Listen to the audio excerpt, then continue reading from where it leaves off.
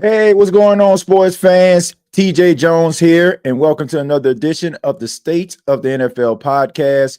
And this is a special watch-along edition, Monday Night Football edition of the State of the NFL. We have the Denver Broncos, a little bit of home cooking. They're hosting the Cincinnati Bengals. Both teams have taken the field. Cincinnati right now has the ball. There was a wide receiver screen off the Jamar Chase, and it's read perfectly there by McMillan. And once again, thank you all for being here. Really do appreciate it. You have the Cincinnati Bengals 2-1, of course, dealing with the injury sustained by star quarterback Joe Burrow, who will be out for at least 3 months, dealing with a thumb injury. Also, there's an issue that's going on with the Denver Broncos. Of course, they've lost 2 games, man. I thought that they would have got off to a roaring start. But at the end of the day, they're trying to find their footing, both teams. All right. And we see Brown, the running back, gets a pass off by Jake Brown into Brown, but there's a flag on a play.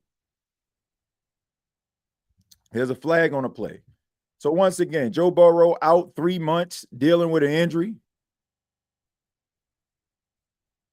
And Jake Browning is now the starting quarterback. Jake Browning has shown that he is capable of making plays. He's capable of going out there, putting up some big-time numbers. Now, last week, the game just was a game from hell. I mean, going up against the Minnesota Vikings, it was just absolutely embarrassing, the way that they played. So hopefully they're able to get themselves a little bit of a bounce back. And I apologize. I said that Joe Burrow is dealing with a hand injury, actually dealing with a toe injury. He had the hand injury a couple of years ago that cost him the season. So anyway, Jake Browning takes it himself on a sneak. That's going to be enough for the first down. So you see Zach Taylor on the sidelines trying to navigate life without his star quarterback, trying to get his offense going, trying to get his key players involved as well. We see Patrick Surtain. I'm pretty sure he is going to have the duty going up against Jamar Chase throughout the night. That should be an interesting matchup to see what both teams can do. All right, so here we go. Here's a handoff to Brown. Zach Brown tries to spin around. He gets past the line of scrimmage. He gets enough for a few yards there, and he's going to bring up second down. So Jake Browning, in his second start this season, trying to make it better than the first. Once again, Jake Browning has shown he was capable. He has put up some big-time numbers and also played pretty steady. Last week versus Minnesota, he had 140 yards, a touchdown, and 2 interceptions. All right, so here we go. Play action. Browning looking, going deep down the field to Jamar Chase, and is knocked away by Brandon Jones there. Brandon Jones with great coverage right there. Jake Browning trying to fit the ball to Jamar Chase, and he's getting the respect of being that number 1 receiver. As we can see, one-on-one, Patrick Surtain, but of course, you have the safety just roll over, and Jones is able to get that hand up there and just knock the ball away. I know Jake Browning is going to try to go to Jamar Chase quite often tonight, and it's going to be up to the Denver Broncos defense to try to shut him down. All right, so here we go. Here's a fade route here, and that is to T. Higgins, and he comes down with the catch, and is enough for the first down. What an incredible catch by T. Higgins. And he might be the go-to guy for tonight, especially when you look at Patrick Surtain, who's probably going to be traveling with Jamar Chase throughout the night. So T. Higgins has an opportunity to have a monster night. As we can see, the defender basically pulling all on him, but an even better catch than coverage by T. Higgins. All right, so here we go. 1st and 10. Browning in a gun. He looks. He checks it down. That pass is caught. And that's to Tinsley right there. So Tinsley is part of that wide receiver rotation, kind of a third, fourth string receiver there, but taking advantage of his opportunities. So that's what happens. Jamar Chase is able to get down the field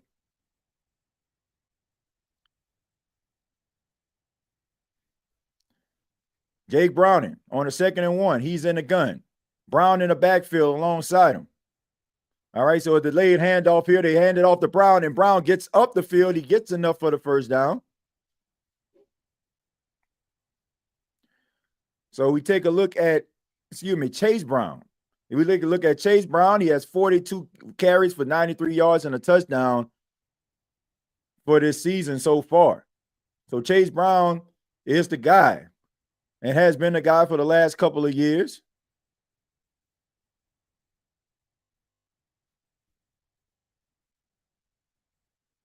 And thank you all for being here.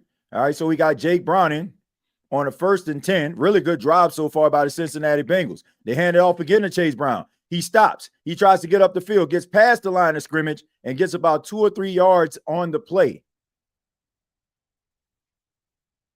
And Tillman there on the stop, of course. Big guy.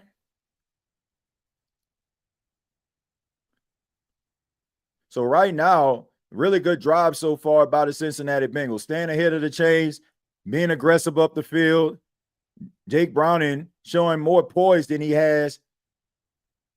And this is a great opportunity for Jake Browning, too. If he can make this thing interesting, man, who knows? He can probably end up being a starting quarterback on a team somewhere. And that pass is caught by T. Higgins, and he gets a few yards on the play. That's going to bring up 3rd down, 3rd and 2 to be exact.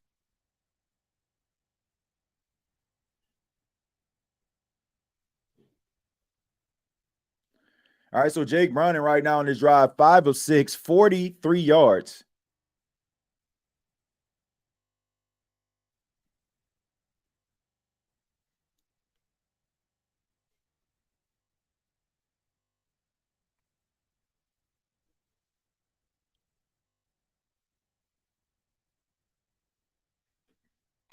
All right, so here we go. Jake Browning looking one-on-one with T. Higgins, and really good coverage right there.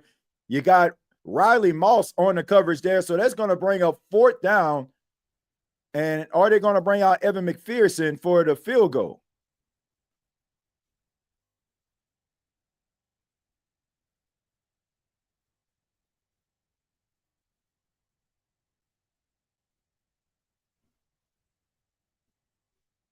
All right, so we see Evan McPherson, who is really good, under 30 yards, 22 of 23.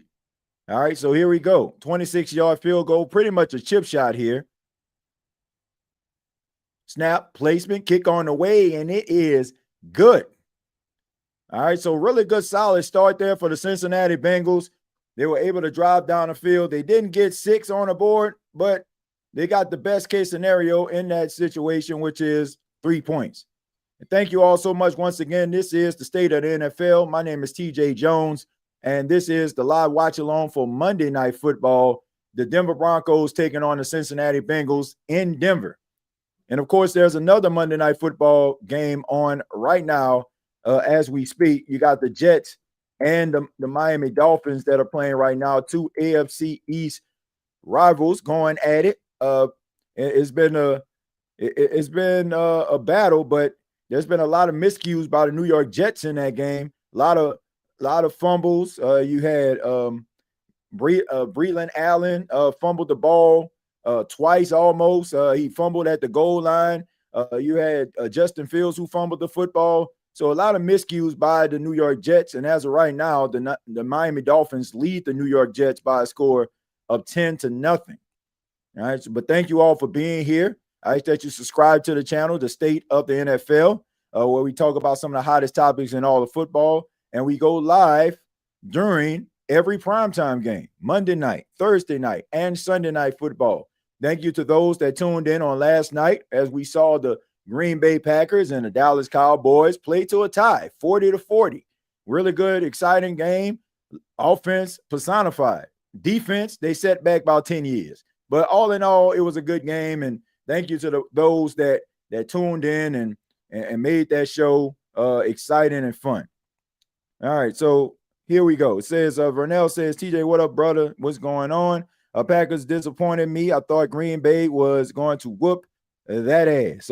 Yeah, I mean, I thought so too, especially the way that they came out, Vernell. I thought that they were going to, like, just go out there and just put boots to behind to the Dallas Cowboys, but credit to Dak Prescott, man. Dak Prescott wanted that football game, and he played like he wanted that football game. So, credit to them, man. The Dallas Cowboys going out there making things happen. And you didn't have your star wide receiver in CeeDee Lamb either. I heard Hill and Foster Monroe is practicing. Yeah, man, I heard that too, which is a good thing for the New Orleans Saints, having two guys that can be difference makers for their offense. Good. Lord knows they need it. So really good news if you're a New Orleans Saints fan. I can't seem to be able to watch the game right now, so trying to listen in, having some issues with the game stream tonight. Well, you can. I don't know if you're watching on television, but you can watch it on ABC. I mean, it's a nationally televised game. So if you're having issues, I don't know if you're at home or not, but you can watch it on ABC. And usually those games are free on the ESPN app. So especially like when they're the national games like this on regular television. All right, so here we go. Here's a return. And he gets almost to the 30-yard line. I say about the 28. So about 28, 29 yards. He got to about the 29-yard line.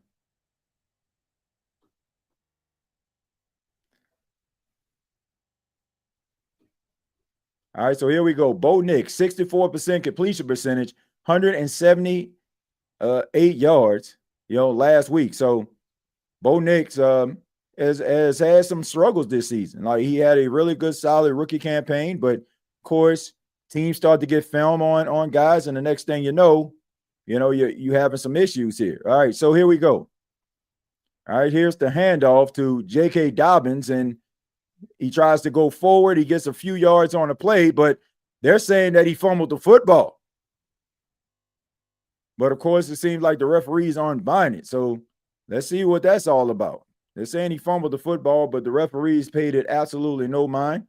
We take a look at J.K. Dobbins and R.J. Harvey. You got Cortland Sutton, Marvin Mims, and Troy Franklin, who are the wide receivers for the team. And we know how Sean Payton operates. He likes to have wide receiver by committee, not zeroing in on one particular receiver.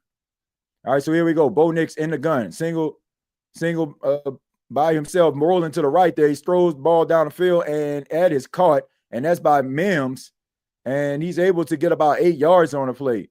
So Trey Hendrickson on a pursuit there. Of course, Trey Hendrickson got himself a little bit of a bonus, a $16 million increase. Yeah, he set out and were held out for a new contract, and he's still going to be an unrestricted free agent at the end of the season. So he'll be able to pick the team that he wants to go to, and I'm pretty sure he's going to be one of the highest paid pass rushers in football pending any serious injury, and I hope that don't happen because I like myself some trade day. All right, so anyway, 3rd and 2. Bo Nix under center. And the play clock expired, but instead they just called the timeout. So very early in the game, the Denver Broncos have to use their first timeout. So those pre-snap penalties are crucial, man. And you also got to be mindful of the clock. You got to make sure that you're paying attention. Clock management is indeed key.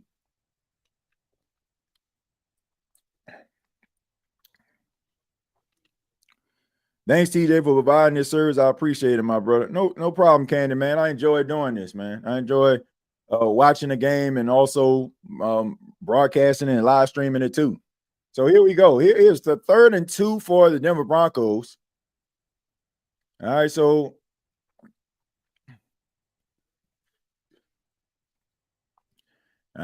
Mims in motion. Instead, they do a toss play, tried to get around the corner of Harvey, and he goes absolutely nowhere on that. Really good stop right there. Really good pursuit by the defense of the Cincinnati Bengals. That's going to bring up 4th down, and the Denver Broncos are going to have to punt.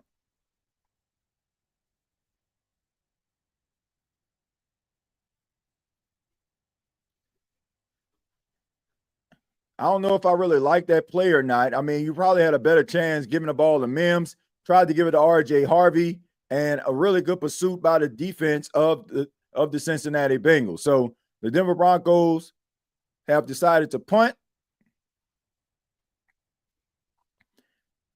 And Crawshaw kicks one. And that one's going to go into the end zone. So it's going to set up a touchback, and they're going to get the ball, but there's a flag on the play. Let's see what this flag is all about.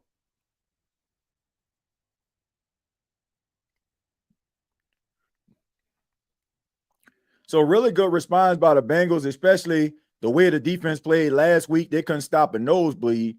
So, that got to help the confidence. All right, so there's going to be a penalty on the return team, which most special teams penalties always seems to be that way. As we take a look at Alex Moore, the head referee, head line judge for tonight's game.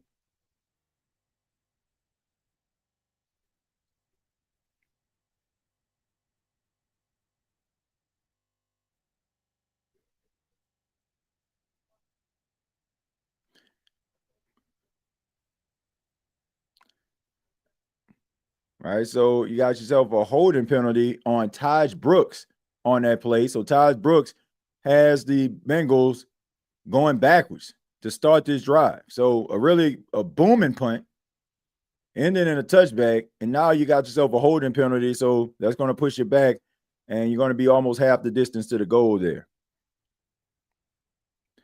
TJay, surprise Saints flex versus Pat week 6, 1:00 p.m. game, move Bucks game, 4:25. No, I'm not surprised at all. Like nobody, like you know me, man. Like, man, nobody wants to see the Saints right now. Shoot, I barely want to watch them the way they be playing sometimes. Nah, but all seriousness, man, like I can understand that from a rating standpoint. I mean, you don't want to jeopardize the ratings. I mean, we know that they want eyes on the product, and that's not an appealing football game. I mean, the 49ers and the Bucks are an appealing football game, and unfortunately, the Saints and the Patriots aren't. Like if this was about 5 or 10 years ago, it would have, right? But not today. So I'm not surprised by that at all. I am kind of shocked. Like I don't think I ever see a game get flexed out this early in the season, like that Saints game did. Like they usually start flexing games like this around week 15, 16 or something. Like when the season is pretty much over for these teams. But I guess the way that both teams have played, even though the Patriots beat the brakes off the Panthers on Sunday, I mean both teams are leaving a lot to be desired. So you're going to have those flex games. I don't think I ever seen a game get flexed this early in the season. TJay, how do you feel about the Saints not playing the rookie linebacker? I went back to and watched tape, and that guy, he is all over the field. We should put him in. You're probably referring to Danny Strutzman. Yeah, I like Danny Strutzman a lot. I think that he's a talented linebacker, but I think that the Saints have a pecking order there. He's on the field, but they use him in spurts, and I'm pretty sure as the season goes on, if things continue, you'll probably see some more of these young players playing out there. I mean, we see Ernest Sinker, the rookie, he made some plays. We see Quincy Riley, he made some plays. So you'll see these young players step up and start making some, some plays and being a part of the rotation sooner rather than later. All right, so we see the ownership group of the Denver Broncos. Also have Condoleezza Rice, who was a part of the Bush administration back in the day. She's one of the part owners of the Denver Broncos. All right, so here we go. 1st and 10. And here's a handoff. This is to Chase Brown, and he gets up the field. He gets about 4 or 5 yards on the play. So really good run right there. And I like Jake Browning, man. I watched him for a long time. I remember him being at the University of Washington, had some really good, college seasons. And, he's been a backup for the last few years for the Bengals. But, I mean, like I said, you don't have Joe Burrow for like 3 months. If the Bengals can get it together and he plays some solid football, and he can set himself up to be a possible starter for a team next year. There's a lot of needy teams that need a starting quarterback. All right, so here we go. 2nd and 5. Browning in a gun. All right, you getting pressure. You got one-on-one down the field, and he tries to get it to Jamar Chase, and they're going to call Riley Moss on a pass interference penalty. So Riley Moss seemed like, he was holding on to Jamar Chase.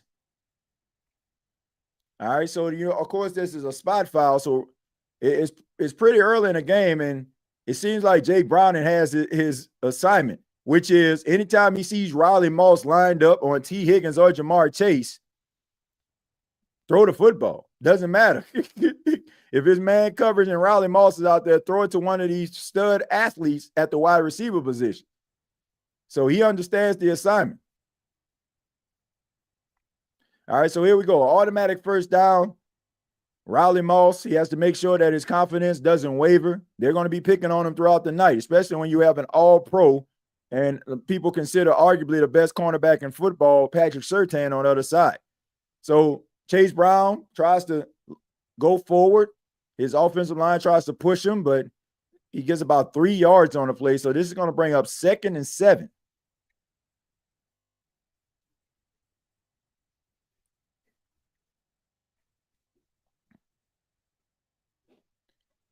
All right, so we take a look at the Bengals, 147 rush yards, fewest by a team with a winning record since 1933. So they're definitely trying to get the run game started here tonight. All right, so here we go. Chase Brown in the backfield along with Browning, and he throws it. That pass is caught by Jamar Chase, and he gets close to the first down.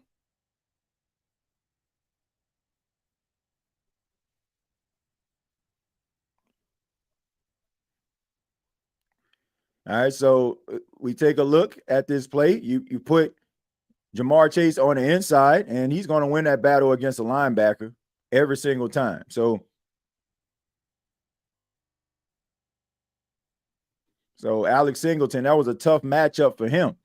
All right, so 3rd and 2. Jake Browning calling out the protections. Play clock at 5, 4, 3, 2, 1, and it's snapped. Jake Browning looking, one-on-one coverage down the field. He tried to get it to T. Higgins, and that pass is incomplete. And Riley Moss this time with really good coverage. So Riley Moss up to the challenge tonight. And you're going to have to be, because once again, they're not going to go at Patrick Surtain. Too much respect for him. So every time they see one of these freak wide receivers, T. Higgins or Jamar Chase, lined up on Riley Moss, they're going to take that. So it's 4th and 2. Very aggressive call early in the game by the Bengals. Samaje Perine now in the game. On a 4th and 2, he goes in motion. You got a step, and that is going to be offsides.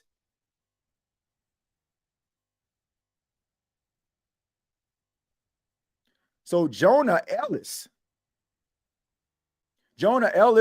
brother of Atlanta Falcon linebacker Caden Ellis, might be responsible for a neutral zone infraction, but instead,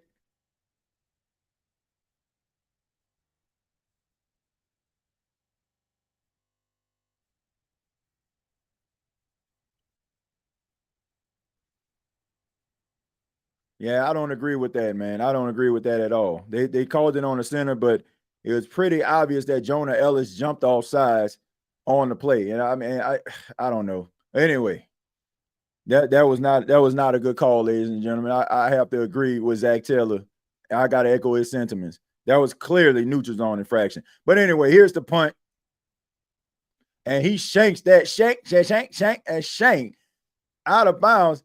And I'm talking about he has taken a walk. And Bo Nix is like, no, it was right here. Let me help you. But of course, they're kind of biased. And he's still walking, man. I mean, that was absolute shank. I don't know what the heck was going on. It came off the side of his foot. So Karras is responsible for the false start, which is very controversial, but I digress.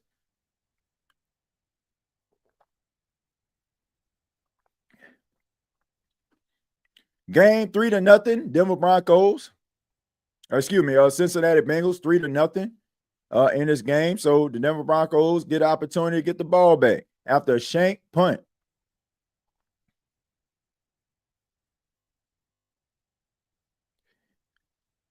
The ESPN app works. Yeah, that's good. Yeah, I mean, anytime you have like those games that's on like ABC, NBC, you can use the apps in order to access the game.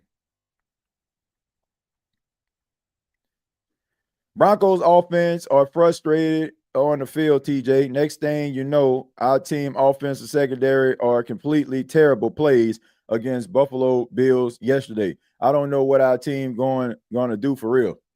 Well, they got to rebuild, Jeremiah. They got to rebuild. They got to rebuild and get better. And you get better by drafting and also just improving your young talent. So that's how you get yourself out of the situation that you're in. That's how you get yourself out of the situation. I don't think they should replace him with Pete Warner. All I see is a tackling machine, and him. But our rookie, he could do it all. He can run down the sidelines. He can get to the quarterback, down and cover. TJ.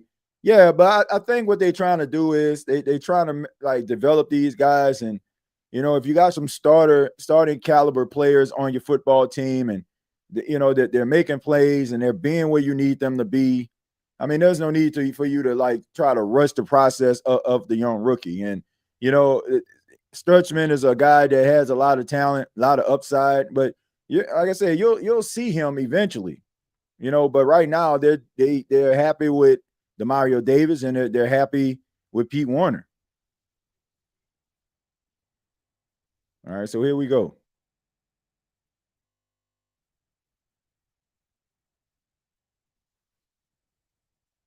All right, so basically, when his head went up. All right, so anyway, 1st and 10 for Bo Nix and the Denver Broncos. J.K. Dobbins in motion. He goes back to the backfield. Here's the snap. Bo Nix looking, and he tries to scramble, and he gets a few yards past the line of scrimmage. Gets about 2 or 3 yards on the play, so that's going to bring up 2nd down.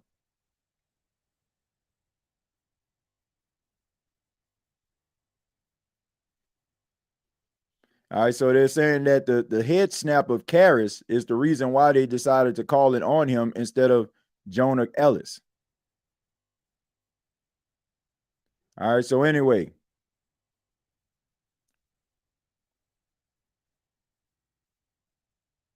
All right, Troutman in motion.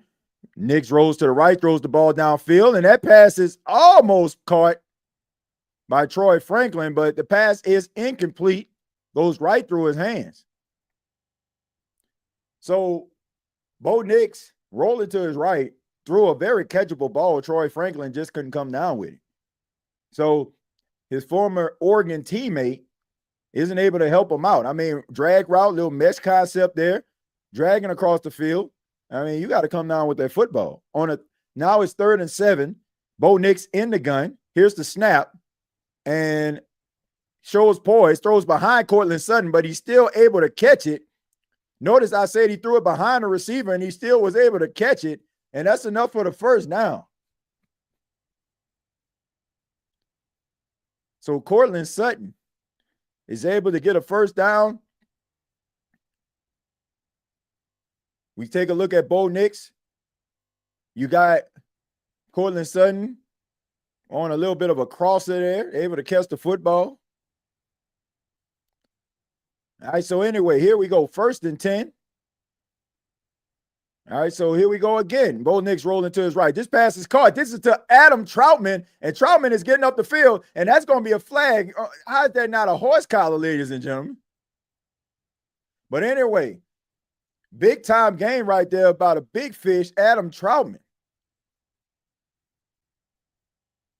So Adam Troutman, he tried to give him a little chip. He was able to get through the chip, and he goes across the field. So a lot of these crossers are being called right now by Sean Payton, and Adam Troutman just getting up the field.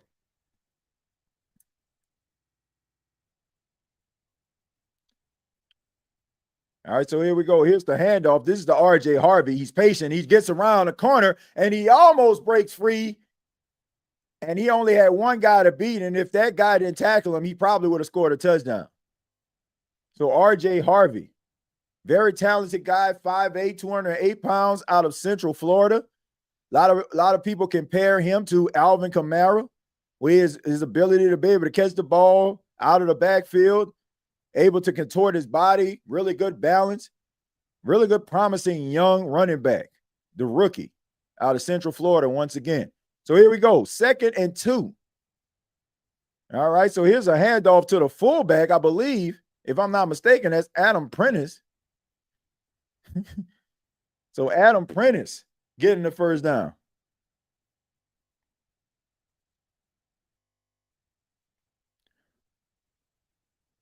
So it's kind of funny, you know, being a New Orleans Saints fan and watching the Denver Broncos run a Sean Payton offense, something that Saints fans have seen for over 15 years.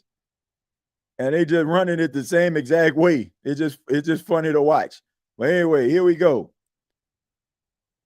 More of an I formation here. They hand the ball off to J.K. Dobbins. He runs up the middle and gets a few yards on the play. It's going to bring up a 2nd down. So really good drive right here from the Denver Broncos. As the clock continues to tick, we're under a minute to go in the first quarter.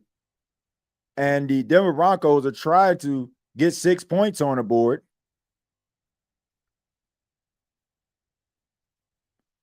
All right, so here we go, 2nd and 5 for the Denver Broncos.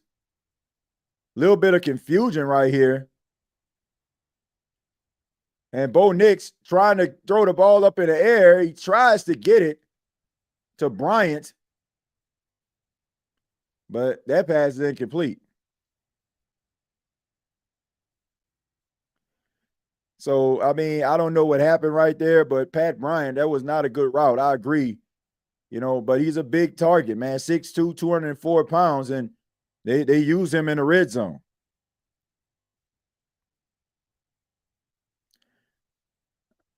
All right, so here we go. Here's 3rd and 5. R.J. Harvey in motion. And here's the snap. Nix looking. He tries to run. He's going to take it himself, and he's in the end zone for the touchdown. Bo Nix.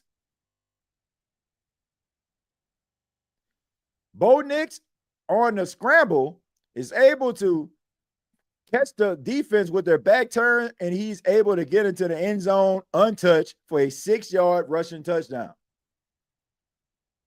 So really good drive right there. They were able to drive down the field. I believe it started like on the 24 to 25-yard line, and they're able to just march the ball down the field. So really good response right there by the Denver Broncos.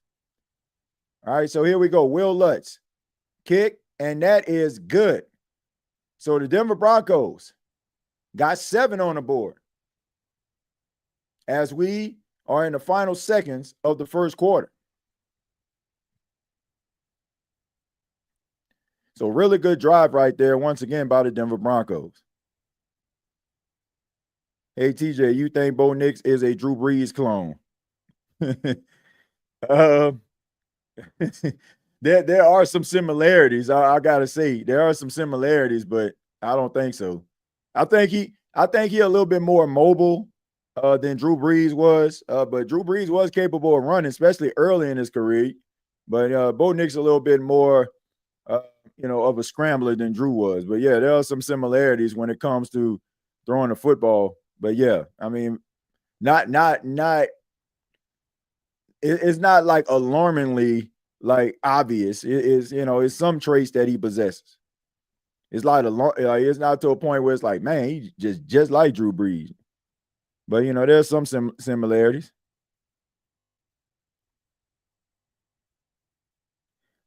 Warner, I meant. Let's see. Tyreek Hill. Oh my God, his leg. Ooh, I don't think I like the sound of that. What happened with let's take a look. Let me see if I can actually go to that game. I apologize, folks. Let's see what's going on here.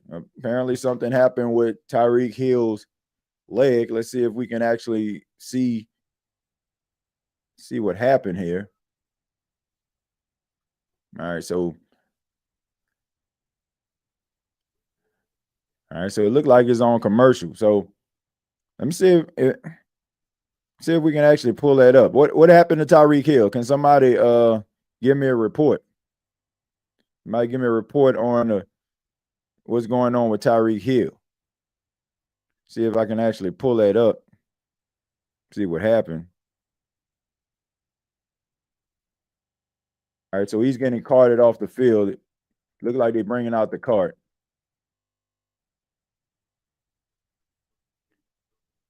All right, so let's see what this is. Ooh, oh my goodness. Yeah, that was not a good look right there. Yeah, buddy, man. Oh, you hate to see that, man. You hate to see that.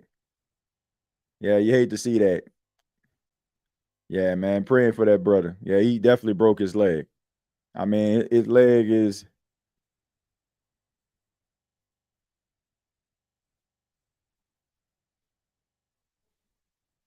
Yeah, man, that's tough. And he was having a good night too, man. He was having a good night. I mean, six catches for 67 yards.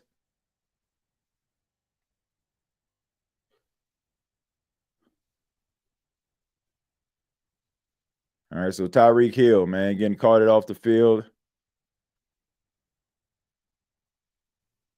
Man, I mean, he's staying positive about it, but that's going to be a long journey. Yeah, you hate to see that, man. Hate to see that. Very talented wide receiver.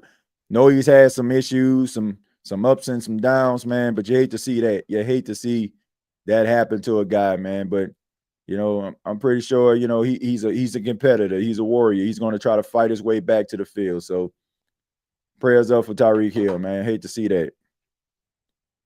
All right, so as we transition back to the game in the final seconds of the first quarter. Handoff to Chase Brown gets a few yards to get about a yard on the play. So that's going to be the end of the first quarter. The Denver Broncos 7, Cincinnati the number 3. 7-3, ladies and gentlemen, here on the State of the NFL podcast. My name is TJay Jones. This is the Watchalong, which we do every single primetime game, Monday night, Thursday night, Sunday night. You can enjoy it right here. Yo, TJ, I'm back. Already looking forward to the 2026 NFL draft. Hey, man, as of right now, the New Orleans Saints have the number 1 pick in the draft. I mean, until the Jets lose tonight, and then, the Jets go to the number 1 spot, and then the Saints go to number 2. I don't like hearing about players getting hurt. Yeah, I was going to pull that up for those that didn't see it, but, that was too gruesome right there. I don't even want to put that up. TJ calling 2 night games in a row. I've died and gone to football heaven. Yeah, man. I mean, we call for the last couple of weeks. My intentions, it was to call the game last week. Man, I don't know exactly what happened. I know the week before, I had a little bit of technical issues on that Monday night game, and I wish I did because that was a really good game. It was the Texans and the Broncos. And, not the Broncos, the Buccaneers. That was a really good game. But yeah, and then just had some technical issues. I think I called the game in the fourth quarter, the Lions and the Ravens. So TJ, have you had a chance to check out Denzel Boston? Yeah, I was able to check out the young man. I mean, big target guy, chosen. I like his I like the fact that he's a possession guy. He's a raw talent, man. I think that, he's a guy that's probably going to hear his name called pretty early in the draft. He has really good upside, man, and really good, really good 50-50, ability. Like, what I like is, like how, you can also use him as, a guy in the slot. He can be able to get in the slot and be able to eat there. He can be a red zone guy. So, yeah, I was able to check him out, man. All right, so yeah, but I was able to check him out. I'm looking at this right now as we see Tyreek Hill leaving the field, dealing with that gruesome, I mean, absolutely gruesome injury. You hate to see a player go out like that, man. But yeah, I mean, he's a talented guy, man. You know, I like what I saw. Jake Browning throws the pass, and that pass is caught. And that is Mike Gesicki. And I believe that Noah Fant is not playing in this game tonight, if I'm not mistaken. So Mike Gesicki has been around quite a bit, but he's going to get a lot of action tonight due to Noah Fant not being available tonight. So Mike Gesicki has been with the Miami Dolphins, New England Patriots, and now he's with the Cincinnati Bengals. And it's 3rd and 1. You got Gesicki in motion. All right, so here we go. Kind of got a head start there, but that's going to be offsides. That's going to be offsides on Franklin Meyer. I mean, he was there very early. All right, so that penalty decline is a first down anyway. Would have been a first down if they didn't get it. So he definitely jumped the gun.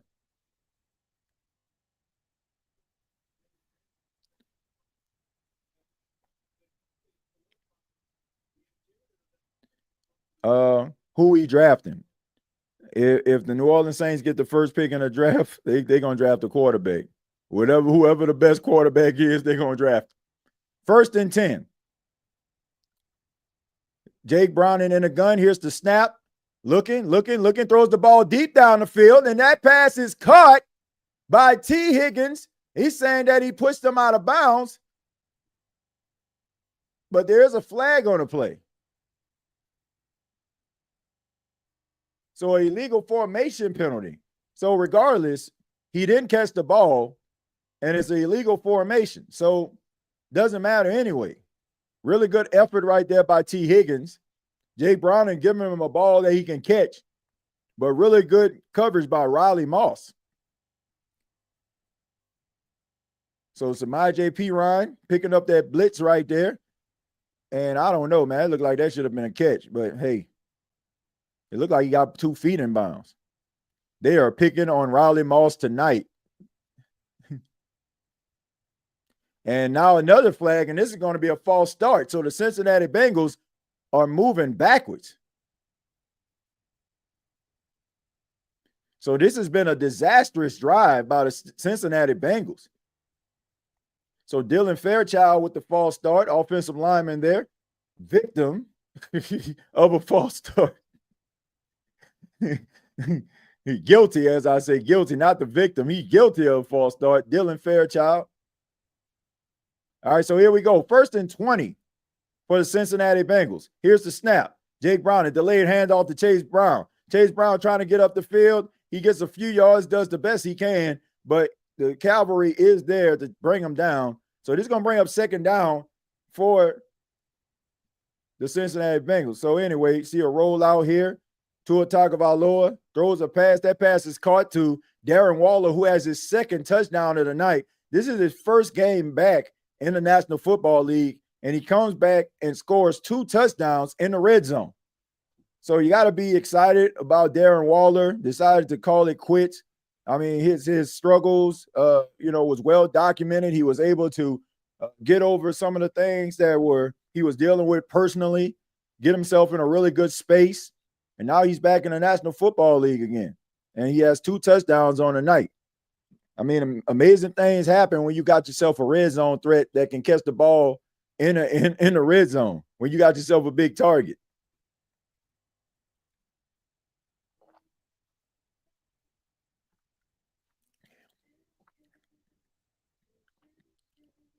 Lenore Sellers might be nice. Yeah, if Lenore Sellers is the best, if he's the best quarterback, yes.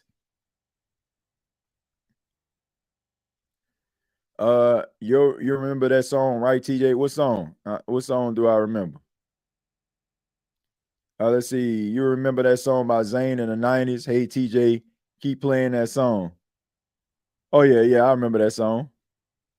Yeah, hey, yeah, I remember. Now, I'm trying to remember the song you're talking about. Let me see if I can pull that up. Of course, I can't play it for copyright reasons, but I want to make sure that. Are you talking about, hey, Mr. DJ? I kind of figured that's what you was talking about. Hey DJ, you playing that song all night? Yeah. Everybody, move your body. Let's do it. Here's something that's gonna make you move and groove. Hey, Mr. DJ. That's that joint right there. Yeah, I remember that song, man. I see a lot of people talking about the 2026 season. How can we trust the Saints to do the right thing with a little money in their pocket and draft good players? Well, they drafted some good players this season, Alfred. I mean, you have to admit, Yerny Sinker looked good. Quincy Riley looked good. Um, I mean, they got some players out there that's making some plays, man. So, they got some talented guys. Calvin Banks out there looking solid at the left tackle position. So they had a solid draft this year. If they can replicate that, now they can't be half stepping, but yeah, they had a solid draft. Those guys are making plays. 2nd and 15. Here's the snap. Browning looking, flushed out of the pocket, rolls to his right, and he just chunks that ball out of bounds to the bench. He had pressure on Browning. He rolled out of the pocket, throws the ball away, didn't see anybody open.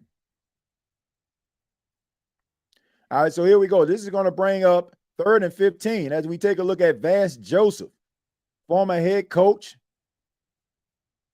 Now he's the defensive coordinator. All right, so 3rd and 15.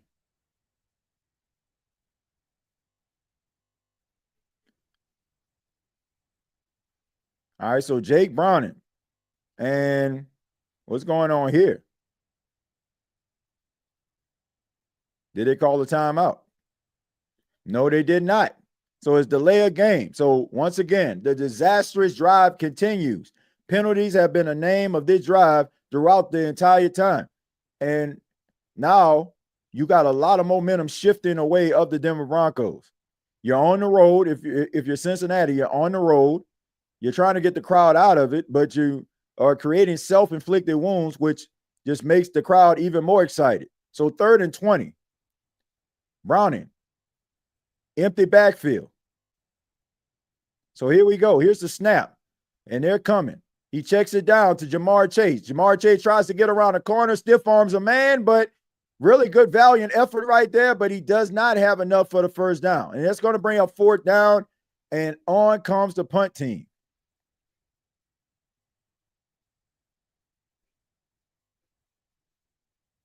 All right, so 4th and 10 is able to get 10 yards on the play, but that's still not enough.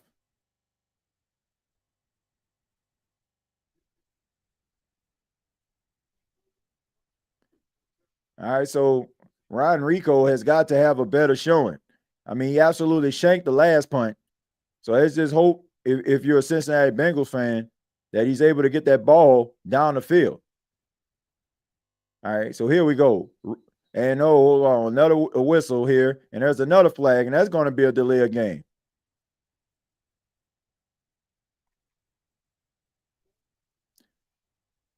I mean, just undisciplined play right now by the Cincinnati Bengals. And Zach Taylor is shaking his head because he understands that his team right now are playing very undisciplined in this game.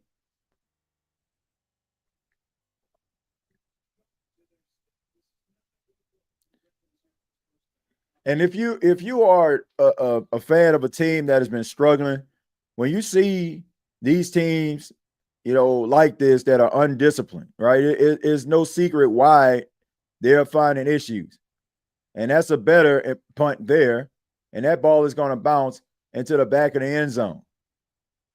So punting has not been really good by either team right now. Both teams aren't able to drop the ball at least in the 10 at the 10. Both punts went out of bounds. So right now the Denver Broncos are getting the ball back, and they got a chance to get into the end zone again. TJ, I dare you to wear a shirt that says shoe with that hat.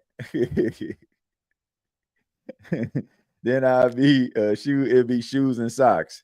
Yeah, I mean that would be pretty That'd be pretty clever. I don't even think I don't have a shirt that has shoe on. TJ, can we talk about the Saints? I got a question. Yeah, you any NFL team that you're a fan of, trust and believe. This is a safe space, ladies and gentlemen. You can ask any question about any NFL team. Throughout the night, we kind of talk about different topics pertaining to NFL teams. A couple games that happened yesterday. Like I said, the Dallas Cowboys game, and they played the Green Bay Packers. That game was exciting, ending in a tie. Both teams gave it their all, and you hate to see a game end in a tie that was as exciting, and know that both teams wanted it, but that's where we're at. And then you have a couple team that didn't lose a game, undefeated teams, end up suffering their first loss of the season, the Tampa Bay Buccaneers, the San Francisco 49ers, and also the Indianapolis Colts suffered their first loss of the season to the Los Angeles Rams. So the Rams getting back on a winning track after a heartbreaking loss to the Eagles. The Eagles remain undefeated after they knock off the Tampa Bay Buccaneers. And you also have the Buffalo Bills beating the New Orleans Saints to go to 4-0 on the season. So a lot of teams pretty much separated themselves. But I think the biggest shocker has got to be the Baltimore Ravens. The Baltimore Ravens do not look like the Baltimore Ravens teams that we are accustomed to. Lamar Jackson left the game with a hamstring injury. Cooper Rush finished the game. So, his status is in question. But regardless if he is available or not, you got to be concerned about the Baltimore Ravens, because right now it seems like everything that could go wrong is going wrong for the Baltimore Ravens. But I still have a lot of confidence in that team. They got a lot of talent, but defensively, they're giving up a lot of chunk plays, and that's just not what we're used to when it comes to Baltimore Ravens football. As we see Mims on a screen pass is able to get up the field, and he's I believe this is his third season out of the University of Oklahoma. All right, so here we go. And you see a play action, Justin Fields, and he's able to reverse field, get up the field at the 40, at the 30, and he gets to the 20, to the 10, to the 5, and into the end zone. And now the Jets making it interesting yet again. They're down 7 in the third quarter. Bo Nix rolling to his right. He throws the ball. That pass is caught by Adam Troutman, and it's saying that he did not get the second foot inbounds, so that pass is incomplete. That's going to bring up second down. So Adam Troutman, Adam Troutman was not aware of where he was on the field, wasn't able to drag that second foot. So it's 2nd and 10. That's what happens sometimes when you throw the ball on a first down.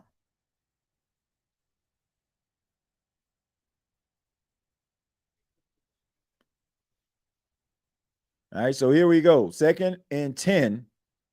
And like I said, when you throw the ball on first down, you're setting yourself up for 2nd and long, 3rd and long. Okay, so here we go. Here's a quick pass, gives it back to Adam Troutman. So giving him a little bit more confidence. This time he goes to the opposite side of the field. So he tried to hook up with Troutman on the right. This time he moved to the left, and they go right back to him. So wait for your quarterback to still keep you in good favor. Goes right back to him.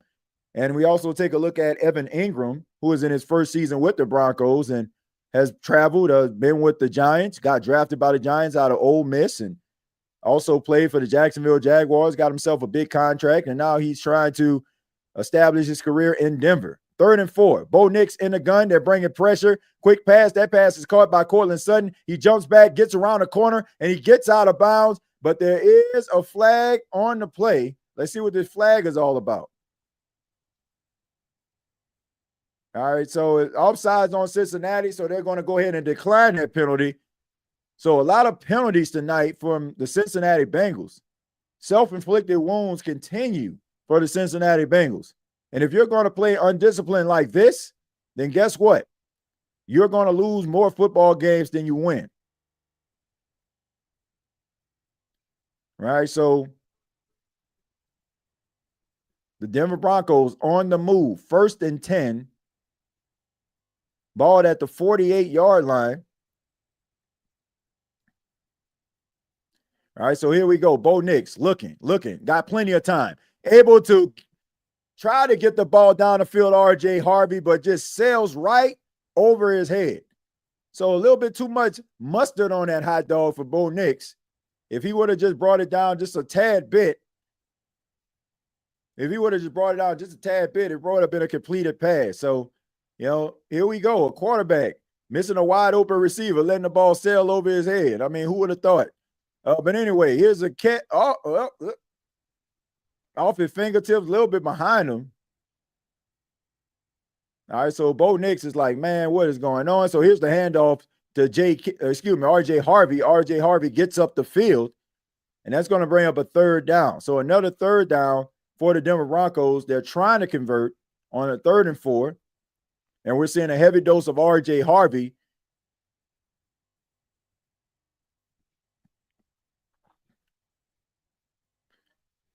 Yeah, so if he would have hooked up with RJ Harvey on that throw, probably would have scored a touchdown. He was wide open. All right, so 3rd and 4 for the Denver Broncos. 9 minutes and some change remaining in the second quarter. Here's the snap, Bo Nix, and he steps up. He throws it. That pass is caught by Courtland Sutton. Courtland Sutton makes some money miss, and he spins, and he gets to about the 20-yard line. So some really big-time catches by Courtland Sutton, and also able to make a defender miss and able to get that yak. And there's a player down on the field. Looked like a injured Bengal.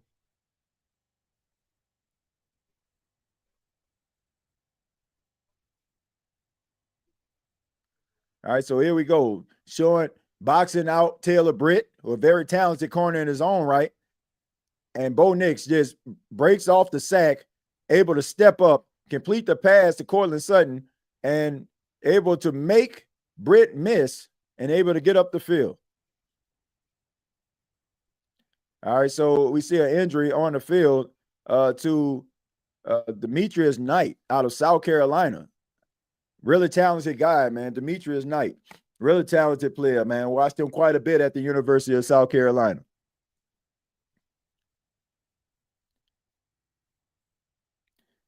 Yeah, Tyreek hurt too. Yeah, I mean, yeah, that was a nasty injury. The way his leg looked, man. Yeah, that's nasty, bruh. TJ, you think the Chargers are a contender? Yeah, absolutely. I think they're a contender. I mean, a little setback against the Giants, but I mean, you don't beat the Kansas City Chiefs. Man, who else did they beat? I mean, they beat let me see who they beat. I mean, they beat some talented football team. They just lost to the Giants. I want to make sure because I can remember them like they beat some talented football team, like they just beating those scrubs now. Okay, so they beat the Broncos as well as the Raiders and the Chiefs. All right, so Marvin Mims into the end zone for the touchdown.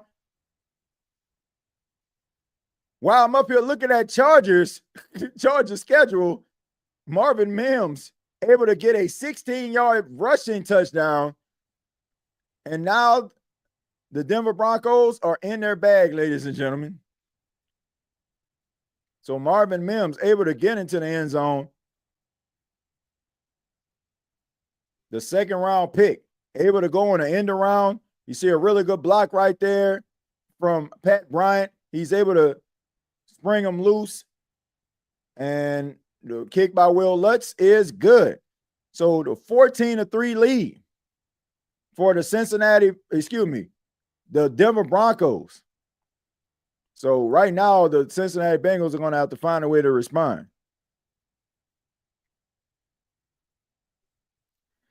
The Bengals look lost. Yeah, they do. I don't know, man. Like you got to be able to have some confidence in your backup quarterback. And the body language on the sidelines look like a team that don't believe that this guy's capable, but I think he is. TJ, I wanted to ask, what is it that I'm not seeing about Rattler? Like, people have been acting as if he's been terrible, and I'm saying this man compete every game. I don't know, maybe I'm missing something. It's because, they're not winning football games. I mean, that's plain and simple. It's just the fact they're not winning football games. And when you're not winning football games, it doesn't matter how hard your you're trying. Doesn't matter how much you hustling. People want to see results, and and the effort, the moxie and grit is not translating to win. So that's the reason why. I mean, fair or unfair. I mean, he hasn't won a football game. So of course people are going to feel like he's the reason. But I stand by my statement. I think that Saints fans are just accustomed and have been accustomed to over the last almost 2 decades, solid quarterback play. And they're not used to seeing a quarterback struggle. They're just not. So they're going to nitpick and basically try to amplify every mistake that he makes. But that's what happens when you have a young quarterback. You're going to have a quarterback that miss throws. You're going to have quarterback that misreads. You're going to have a quarterback that don't see a wide open receiver at times. I mean, it's just the truth. And people are talking about the man getting benched, but if you bench him, you're going to bench him for a guy that's probably going to not be able to possess something that maybe Tyler Shuck can give you. So I don't know, but at the end of the day, I think I'm kind of tired of having this conversation, nitpicking and dissecting every play and every throw and every decision that Tyler Shuck makes or Spencer Rattler makes. Like I'm over it. Like it's not going to generate to wins. It's just not. It's just not going to generate the wins. And quite frankly, I'm just tired of having a conversation about it at this point. Like Tyler Shuck is the starting quarterback, and people clamoring to want Tyler Shuck. Like Tyler Shuck just about to come off the bench, and the Saints gonna go on a 10-game winning streak. It's just ridiculous. And they're also saying we need to see what the young rookie have. What he shows you is not going to be indicative to what he can be as a quarterback. So I just think that that's ridiculous. Like if you put him out there and let's just say he plays solid, who's to say that next year he won't look like even better than what he will show you this season? But of course, people just want to feel like that, there's some hope somewhere. But I'm just over the conversation, to be honest with you. I'm very over the conversation. It's like the Saints are not a good football team right now. So Saints fans are going to have to deal with it. I'd rather be playing my PS5 with Street Fighter Year 1 and 2 and NBA 2K, TJ. What's your favorite game on Xbox Series X? Action games, fighting games, sports games, or shooting games? I like a little bit of of shooting games or adventure games. But I'm mostly into like sports games, like the soccer games, the NFL, the college football, and also like WWE 2K as well. I get a kick out of playing that game, especially like since Paxton has gotten into wrestling. So it's pretty cool, be able to share those type of experiences with your son. Tyreek likely out for the season. Likely. Looking at, I mean, I ain't laughing at his injury, but I don't see him coming back after that. Like that boy leg was bent up. All right, so here we go. 1st and 10. Here's a handoff, but no, instead it's a play fake. Throwing down the field, and he tries to get the wide receiver, and that is Tinsley, but he cannot catch the pass. So it looked like he had opportunity there. All right, so they called holding on Anderson.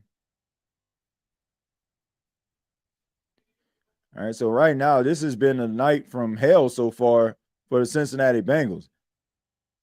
I mean, 8 penalties in the first half. That is unacceptable. And you're not going to win football games like that. Who would have thought another team having undisciplined play? I mean, I just thought it happened to the Saints. But anyway, throwing the ball up the field, and that pass is incomplete. I don't know what the heck is going on, but this is some terrible play calling so far. I don't know if he's just putting these 50-50 balls up here himself or Zach Taylor is calling this, but regardless, it's not working. And all they're doing right now is just basically playing the boundary. They're just making sure that they're playing the boundary and really good angle right there by Riley Moss. So trying to go B.O.B. bombs over Baghdad every single play is not working. It's okay to take what the defense gives you and not just force feed your wide receivers. But anyway, here's a rollout. He tries to throw it, and Jay Browning throws it away, but there is a flag on the play. All right, so you got a holding penalty. So 9 penalties in the first half for the Cincinnati Bengals. I'm currently playing Red Dead 2 story mode right now. Yeah, I'm a Red Dead Redemption type guy, man. You know, I got that GTA Plus subscription, man, where you have like all the different Rockstar games. And you know, I would downloaded the Grand Theft Auto Vice City, man. That's a classic right there. Let's see, O-line sucks. We still need to fix it. I thought they played pretty well yesterday. I do. I think if we're talking about the Saints, I think the Saints offensive line played well. If we're talking about the Cincinnati Bengals, yeah, they don't have the best offensive line. Mims is able to get up the field, but he's tackled. And that was a really good punt right there by Rico. And Jake Browning trying to figure it out. Right now, his team is teetering. And like I said, I have not liked the play calling of the Cincinnati Bengals throughout the night. I mean, it's a lot of throwing the ball to the sidelines, 50-50 ball style. Like, how about running the football? You know, instead of trying to force feed these wide receivers and trying to justify their contracts. Like this, if you're not able to get the ball to these wide receivers and trying to create like matchups that are favorable to them, stop throwing the ball up the field. Run the football. Try to stay ahead of the chains. Set up a 3rd and short. I mean, throwing the ball down the field 3-4 times in a row is ridiculous. Terrible play calling. All right, so here we go. Al Golden in his first season, trying to fix the issues. All right, but instead there's a check down here. And Adam Prentice tries to get up the field, but he gets corralled right away. And there's another penalty. Excuse me, that's Atkins. I apologize, Atkins. All right, so here we go. There's another flag on the play. Let's see what this is all about.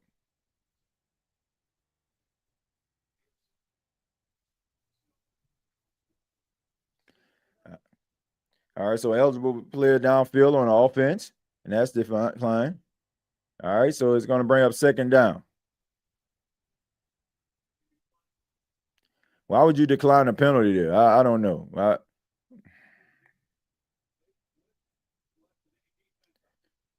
I don't know, man. I mean, the way your defense playing, you might wanted to take that penalty, but I guess it was a 2-yard loss, so they decided to decline the penalty. But here we go. 2nd and 12 for the Denver Broncos, and they hand it off on the toss play to R.J. Harvey. He gets around the corner, and he gets rocked. He gets absolutely rocked, man, right there. And that's Logan Wilson with a big-time tackle right there. And there's another flag on the play.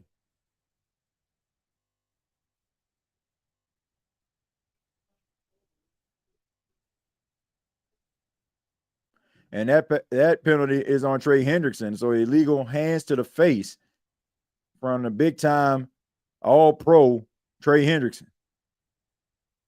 So you see Cortland Sutton trying to block him, but he got the hands to the face.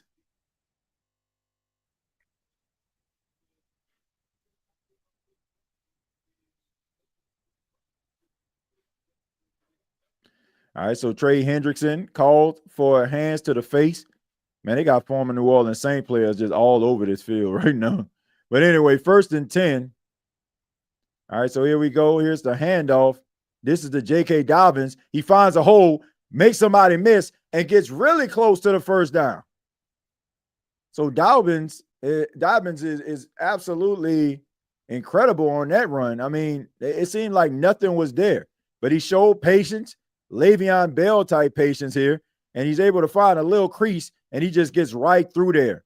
And he's able to spin around off battle and gets a few more yards. So J.K. Dobbins only 3 rushes for 17 yards tonight, but taking advantage of those opportunities. We know sometimes Sean Payton can get away from running the football, you know, especially when you got a lead. He likes to throw that thing, but instead he gives it back to Dobbins. Dobbins gets up the field, bounces off his own man, and gets a 1st down and a whole lot more. So right now, the offensive line of the Denver Broncos are creating lanes for these running backs to run through. And J.K. Dobbins is warming up. So classic I formation there. You got the lead fullback. Instead, J.K. Dobbins decides to cut to the right.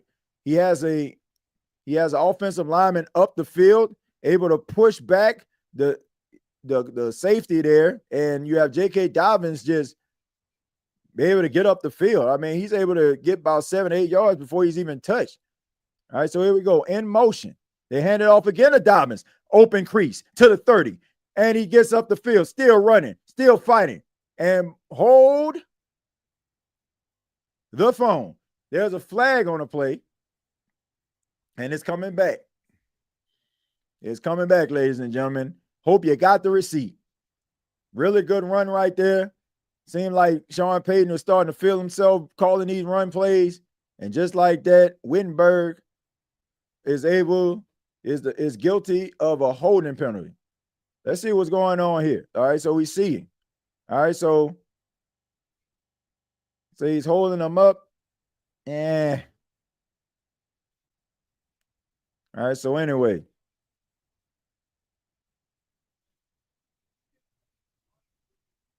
So 1st and 19 for the Denver Broncos.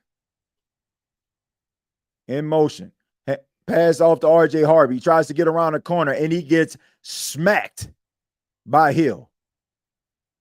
I mean, they are lowering the boom, the absolute boom on R.J. Harvey every time he tries to run or catch. I mean, they are giving him this welcome to the NFL moment, this rookie. Alfred, thank you very much for the $4.99. Says, what you think about Gail laughing when dude said fire Mickey? LOL, you think she brushed it off, or you think that laugh had something to it? Nah, I just think she just kind of brushed it off. Man, Gail don't know what's going on for real. All right, Bo Nix throws the ball down the field. That pass is caught once again. Troy Franklin this time, and it's enough for the first down. So right now, the Denver Broncos are able to do whatever they want to the Bengals. When you combine the undisciplined play, how the defense seems like they're out of position most of the time.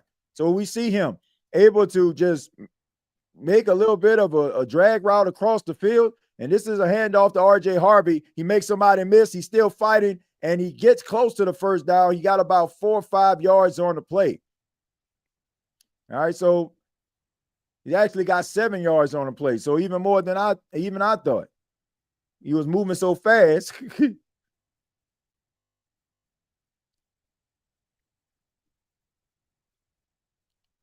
All right, so here we go. 2nd and 3. A little bit of tempo here.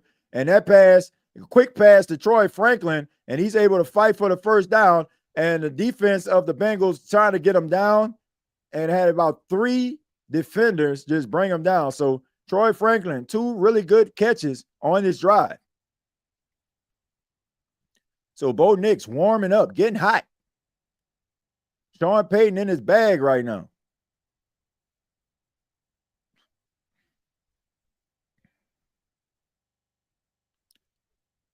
So 1st and 10.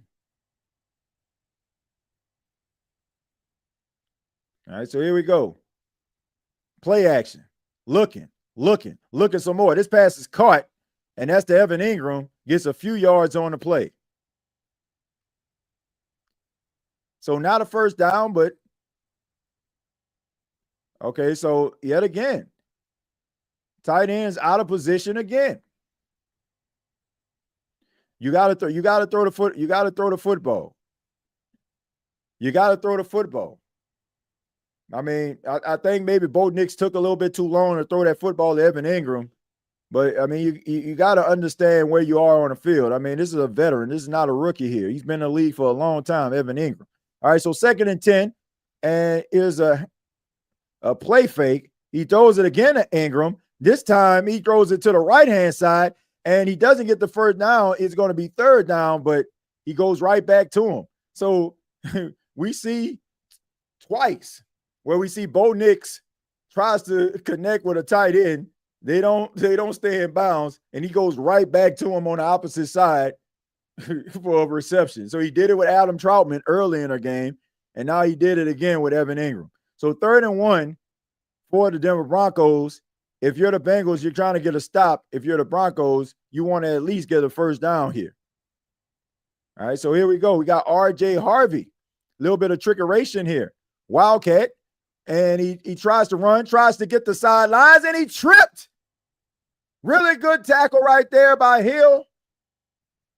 And that saved the touchdown for the Bengals. I mean, look, he would have been able to walk into the end zone, but they are going for it. Sean Payton is like, bump this. Let's go for it.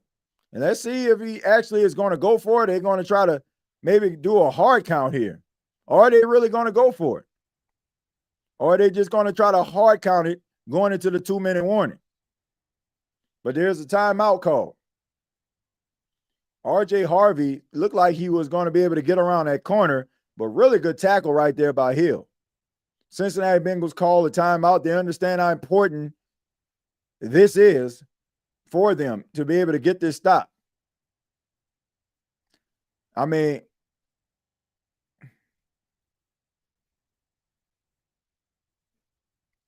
really good tackle right there by Hill. I mean, if he would have been able to get around that corner, that would have been a touchdown. And he's able to just reach out and just grab his legs and bring him to the ground. So really good sound tackle right there by Jax Hill. All right. I mean, he beats – I mean, he almost gets stonewalled by an offensive lineman, able to bounce off of that and be able to get to the outside to get the shoelace of R.J. Harvey. And it's 4th and 1, and the Denver Broncos are going to go for it. But once again, they do not have to score to get a first down. They can actually get a first down on this drive. Bo Nix rolling. He throws that pass and intercepted.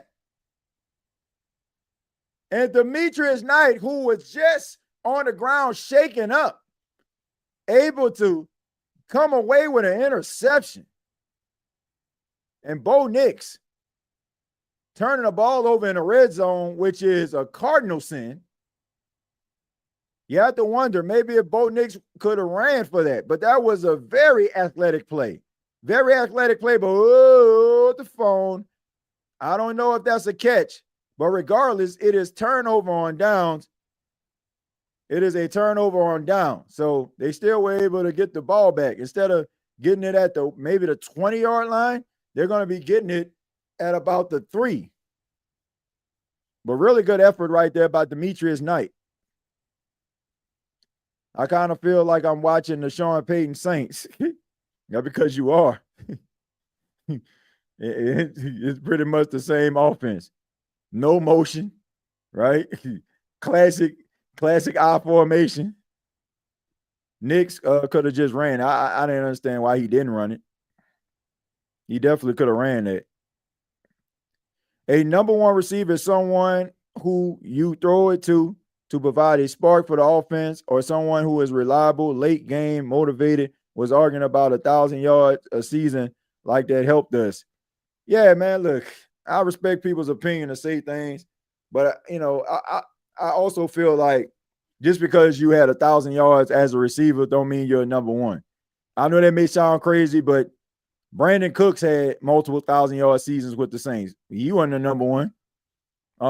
Lance Morris had 1,000-yard season, not multiple, but I don't think just because you have 1,000-yard seasons don't mean that just means that you're a certified number one in the NFL. I mean, I just think that the number one receiver is a mind frame. I think that it's way beyond just getting a bunch of targets in a game.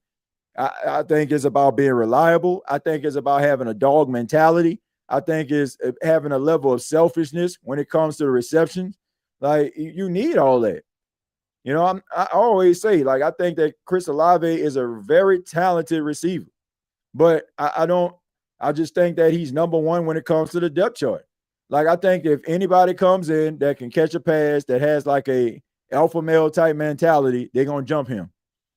Because it's beyond just him being, just catching a bunch of passes. Darren Rizzi definitely missed on special teams. You think that stuff don't matter, but the special teams group is showing it. Yes, and not just with the Saints shows. I mean, the special teams has been awful across the board. Especially, I don't know if teams not practicing it no more or what, but you're seeing a lot of block kicks. You're seeing a lot of big plays given up. All right, so here we go. Here's a run, and that's by Chase Brown, and that's going to bring up second down. So right now, the Cincinnati Bengals are in their 2-minute drill. They got to use a little bit of tempo here. They got to be able to try to get this ball down the field, and they got to stop just throwing these fade routes to the right and the left sideline. So here we go. Browning, looking, scrambling, roll to his right, trying to get around the corner, and he gets past the line of scrimmage, but that about it. Third down. That's about it. All he got was a few yards on the play.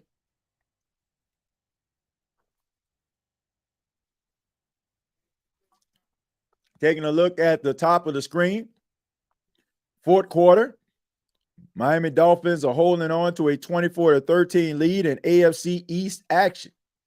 Third and three for the Cincinnati Bengals. Browning in the gun. Samaje Perine, third down back. Shifts.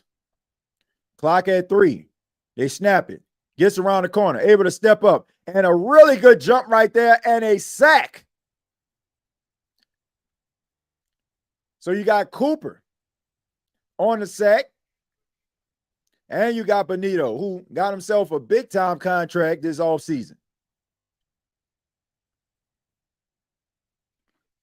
I mean, he basically timed that snap perfectly. He timed that snap perfectly. There was nothing that offensive lineman can do. He was able to get around the corner. And Jonathan Cooper able to get the sack. So, and also Nick Benito was able to get there as well, meeting at the quarterback. Doesn't get any better than that.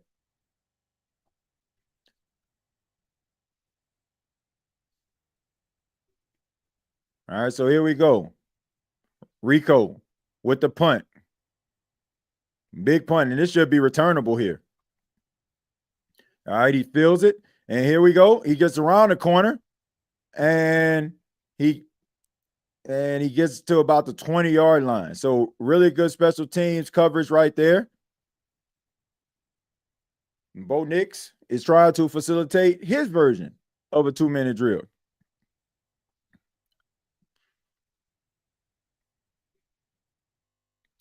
TJay, who's the best NFL owner in your opinion? The best NFL owner.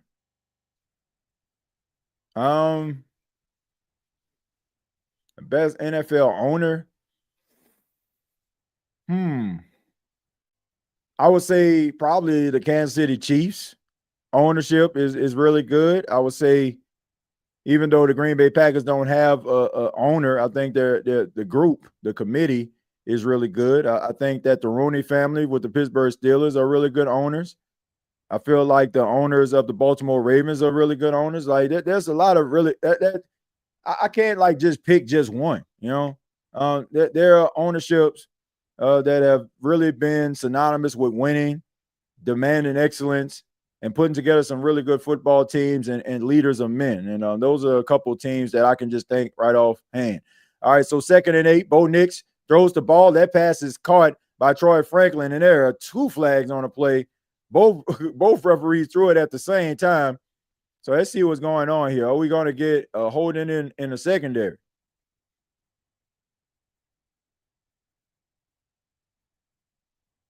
All right, so yeah, I mean, you obviously seen 2 referees just throw the flag at the same time. But yeah, I can't pick. Vikings ownership is good. Yeah, I agree. Yeah, Vikings have good ownership as well. But yeah, I mean, I can't really decide just one owner. Like there's a lot of really good owners in the league. 1st and 10, Bo Nix in a gun, snaps, pass is caught. Oh, no, excuse me, hold the phone. Evan Ingram dropped the ball. So that's going to bring up 2nd down. So he had an opportunity to corral that catch. Wasn't going to be a 1st down, but would have been a few yards on the play. So Evan Ingram, 36 career drops, has been a part of his game, you know, since he's been in the league. You know, he's a talented guy, but sometimes he drops the football at inopportune times. All right, so here we go. 2nd and 10. Looking, scrambling, throws it, and he sails over the head. That pass is incomplete. 33 seconds left on a 3rd and 10 now for the Denver Broncos. I mean, it just, he just drops passes quite a bit, man.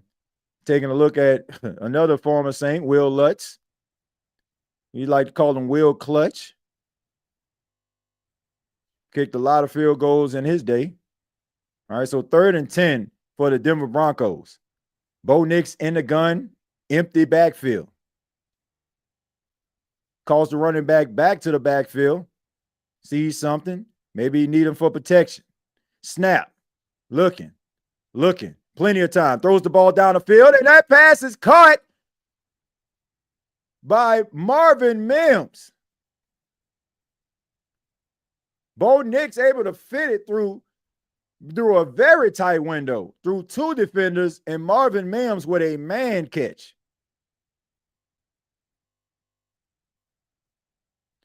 So gave Bo Nix a lot of time.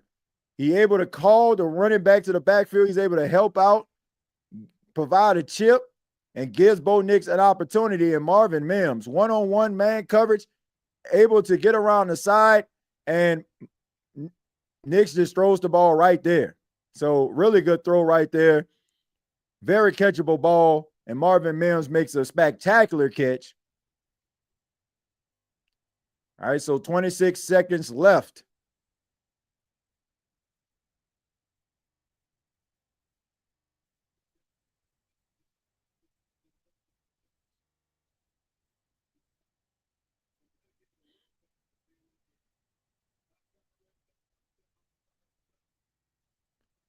All right, so here we go. 1st and 10. All right, so Nix in the gun, looking, checks it down. That pass is caught. And very smart play right there to be able to get out of bounds.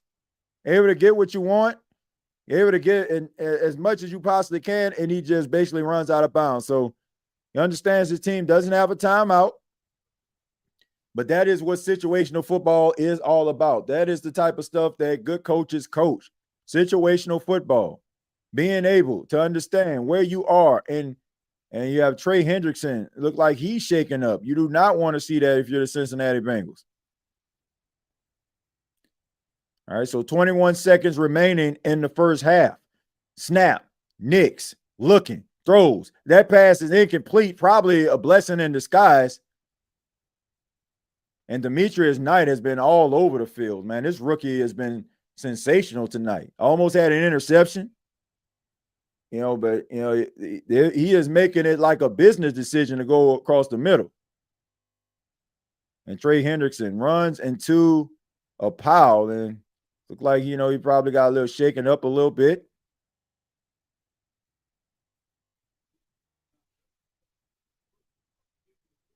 All right, so here we go. 17 seconds, 2nd and 10 for the Denver Broncos. Empty backfield. Bo Nix. Here's the snap. Looking. Quick pass. That pass is caught, but there's a flag on the play. And Cortland Sutton, he tries to knock the ball out of his hands, but there's a flag on the play.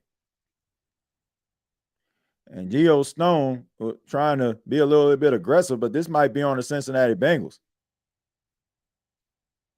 All right, so let's see what we got. It's offsides on the defense. So that's going to be, and they're going to decline the penalty.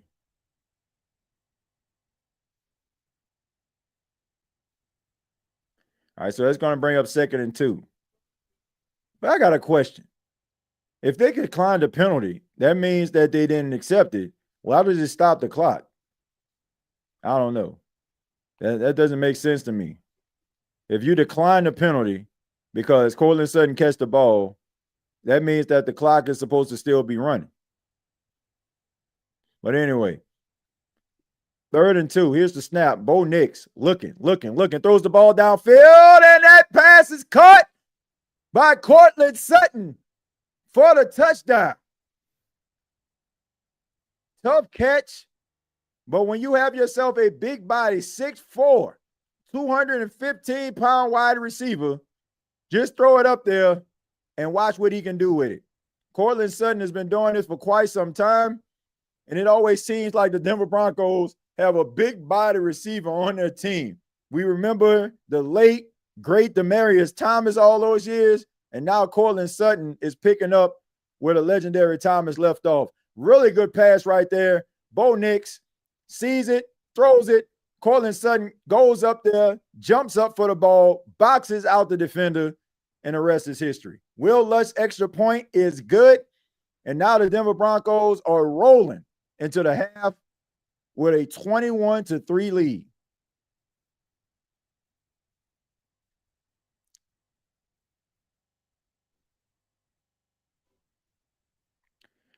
TJ Hill back for the Saints. Yeah, I heard about that. That's great, man. We all know how much of a difference maker Taysom Hill is for the Saints. So him being able to come back to practice, not only him, but also Foster Moreau. Saints will, with the first pick, draft Jeremiah Smith. That's impossible, Taj, because Jeremiah Smith is a true sophomore. So he's not eligible to come out yet. TJ, Malik Neighbors tore his ACL. NFL better listen to OBJ and get rid of that turf. Yeah, I mean, MetLife is one of those places where a lot of people have been criticizing the turf on the field, that artificial turf. So, it got another person. It got another player. And it's unfortunate that is a very talented one. They're going to miss Malik Neighbors this season. About to be a snooze fest in the second half. Well, I mean, that's what good teams do, man. Like when you see a team down, limited, no Joe Burrow, you got to be able to take the hope away from them. And that's what they're trying to do. That's what they're doing, man. They're taking the hope away.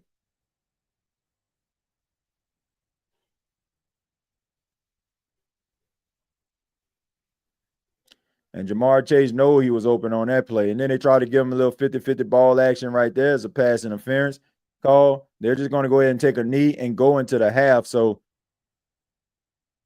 Jake Browning and the Cincinnati Bengals offense is going to have to find a way to get it together, man. T. Higgins, pretty much a non-factor after a few sensational catches, and Jamar Chase has been left in check. That's the damn Denver Saints. What you think about Lenore Sellers, TJ? Felipe, I think he's a talented guy, but the way he plays the quarterback position to me in the NFL, he just seems like he's a guy that's going to stay hurt. Like he's a warrior. He's a guy that relish contact. He's a big guy, but at the end of the day, these are even bigger men in the National Football League that run fast, that are extremely strong. So outside of the fact that I feel like his play could cause him to miss some games for a team, I think that he's talented. I think he has all the tools. He can make the throws. Like I said, he's a physical guy. He can give you something on the move. And, I think that, he's going to be a top pick. But the only thing that bothers me is the fact that I just feel like his game is a little reckless. Like, you ain't going to be able to do some of the things that you're doing in NFL because then you're going to be missing time, and that can set your team back. TJ, how can the NFL act as if player safety is a priority and not get rid of the main thing that's injuring the players? That turf and concrete is destroying knees, Achilles, and ankles. Your thoughts? Look, the thing about it is the NFL talks about, the players being a top priority, but the real priority is the shield. We've seen it with the situation with the smelling salt, how they're saying that players can use smelling salt if they buy it themselves. They don't want to be liable for that.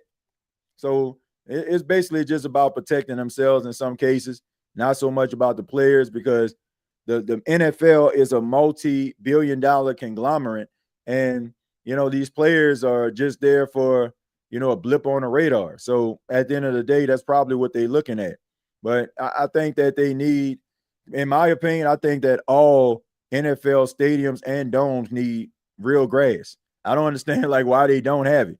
Once again, this is a multi-billion-dollar conglomerate, and we're up here talking about not having grass and coming up with these different grasses with turf, like artificial turf, and have these black pellets in there.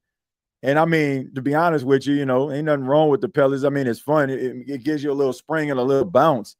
But I don't think anything protects you like grass does. I mean, I just think that grass is the best surface to play football. I mean, most of the time, if we playing in high school, like when I was growing up, played on grass. Now you got all this sophistication, like where Paxton and I practice at. Shouts out to Carolina Forest High School. I mean, they have the artificial turf out there with the black pellets. I mean, so. But at the end of the day, I think that all NFL stadiums and domes need grass. I mean, the Arizona Cardinals, they have grass, right, inside their stadium. I think that a lot of teams need to follow suit. I know, I know. Josh was talking about the family that owns the Arizona Cardinals, the Bidwell, but at least they did that right. At least they did that right. They put some grass inside the stadium in order for Kyler Murray and crew to be able to run on. So they did that right. We're gonna go ahead and take a break, and of course, just like we always do, we'll be back at the start of the second half. Go get yourself some water, go chill, get yourself something to eat, and we'll reconvene at the start of the second half. The Denver Broncos ahead of the Cincinnati Bengals, 21-3. This is the State of the NFL podcast. Keep it locked.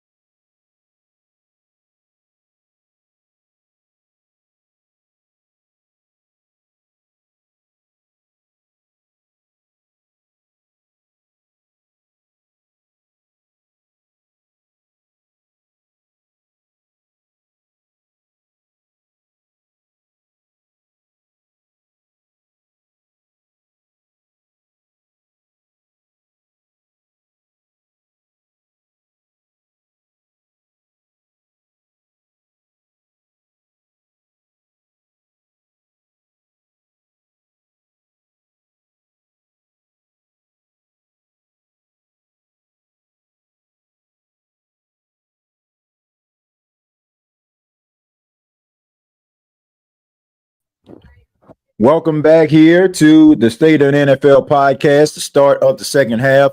Denver Broncos have a 21-3 lead over the Cincinnati Bengals.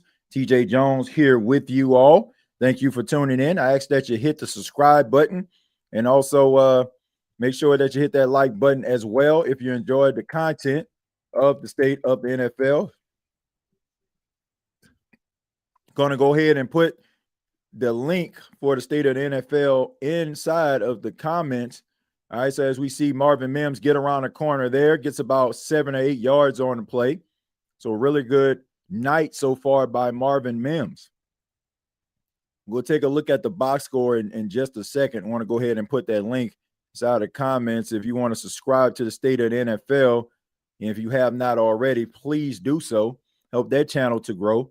But we're going to go ahead and take a look at the box scores, the stats for both teams.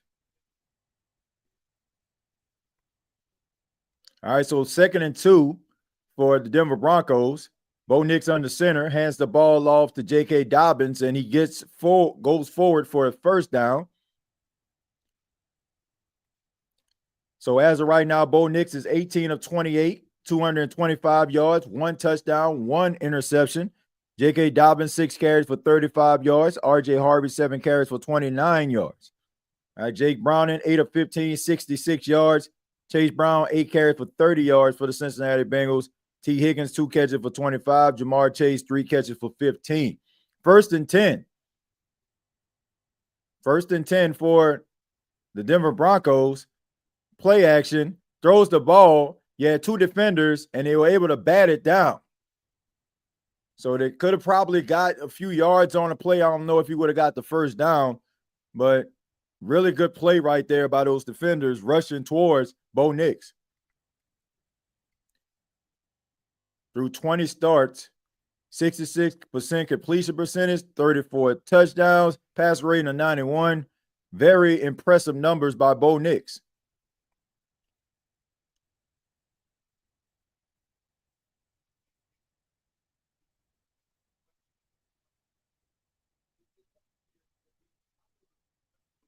All right, so here we go. Almost a handoff, but instead he takes it himself and gets past the line of scrimmage. I don't know if that was the actual play or he decided just to do it. Maybe it was, a breakdown. I don't know what was going on with that. So the 2-minute warning in the other game, that is a Monday night matchup. Looks like the Miami Dolphins are on their way to their 2nd victory of the season. And the New York Jets are going to 0-4. So the Aaron Glenn era is starting off pretty rough. And we know that the New York media does not play that, regardless if you're a former Jet or not. Bo Nix rolling to his left, throws the ball down the field, and that pass is incomplete. Pass intended for Evan Ingram. He was the closest one in the vicinity, but he wasn't coming down with that. So that's going to bring up 4th and 8. So really good defensive stand there by the Cincinnati Bengals. And if they're going to get back into this game, they're going to need more. They're going to need more defensive stands like that. All right, so here comes the punt.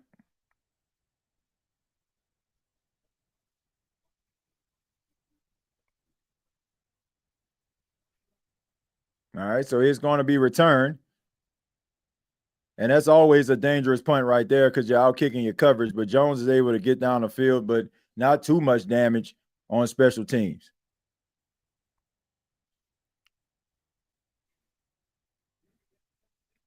TJ, do you think Justin Fields is a Cam Newton archetype in terms of being really athletic but lacking in pass accuracy and arm talent? I think that Justin Fields has arm talent. I think he has like freakishly athletic skills for a quarterback. I just don't feel like he has been with the right coach and the right team that has like been able to have him to have a really good balance of being able to know when to run, but also being able to stand in the pocket. And sometimes you need a coach that's going to be able to reel you in that regard. But yeah, I like Justin Fields, man. I think you can win some football games with him. I don't know if this is just a really good. I don't know if this is a really good spot for him. I know they want to run like an offense that's kind of similar to the Detroit Lions, bringing over a offensive lineman, offensive coordinator that was with the Lions, but I don't know if that's ideal for him. But I'm just afraid that Justin Fields' career is being defined by what other people can't do for him. But they're never going to say that. They're never going to say, "Oh man, we just didn't know what to do with him." They're always going to try to blame it on him. Oh, he's running the football too much. He's not trying to make plays from the pocket. If Justin Fields goes to the right team and aligns himself with the right head coach or coordinator, like he can be a really solid quarterback in the league. He can find success, but the problem is the clock is ticking. This is like his third team, and when guys start to move around the NFL, the teams feel like there isn't real true stability there. So right now he's developing a reputation, but I would take Justin Fields. I think Justin Fields is a really talented quarterback. Darren Rizzi definitely being missed, TJ, on special teams, and it's showing. Yeah, I mean, look, everybody understand that Darren Rizzi one of the best special teams coordinators in the game. So I mean, he definitely missed.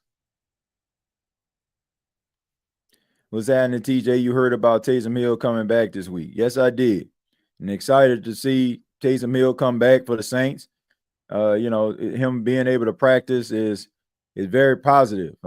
We know that Taysom Hill is one of those guys that is a force, and he's extremely important to what the Saints can actually do offensively. Troy Aikman been saying what you've been saying, TJ. He said that in today's league, people are so quick to see if a quarterback is a franchise guy. Bo Nix is still young. I mean, we live in this microwavable world where we want instant gratification. Like we want to see right away that this guy is the player that we need. But man, these guys are young. They got to learn how to be pros. They got to make mistakes. Everybody's not just going to be a finished product. And, I'm not here to rush the judgment on anybody. Because especially like when I understand, like, what I don't understand is death on wings. What I don't understand, my man, is how can a team constantly pick in the top 10? How can a team constantly make mistakes at the coaching position coaches? How can they constantly make mistakes over and over and over again selecting guys, and it's always the player fault? Like, when are we going to come to grips that sometimes these organizations destroy these players? Like, we never have this conversation. It's like it's a cardinal sin or something. And I get it. A lot of people don't want to have these conversations about these organizations because most of them want the organization to be able to give them access to things. So they're going to say things that are probably going to favor the organization. Oh, that player, he probably will be able to play better if he didn't show up late to practice. Or he'll show up, he'll play better if he was into the playbook. They say in a Microsoft tablet, he ain't put in enough hours. Like, they always trying to find ways to blame these players. But my question is, if you're the Jets and you're constantly picking in the top 10, if you're a team that's synonymous with losing, how in God's name is the player fault all the time? I'm just absolutely floored by that. So yeah, I think that you do need to be at practice patience. And I do feel like, whoa, man, that should be wait a minute.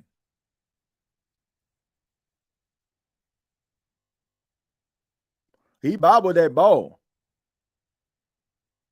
Let's see. All right, so he called for a fair catch. But he bobbled it. Nah, bro. No, sir.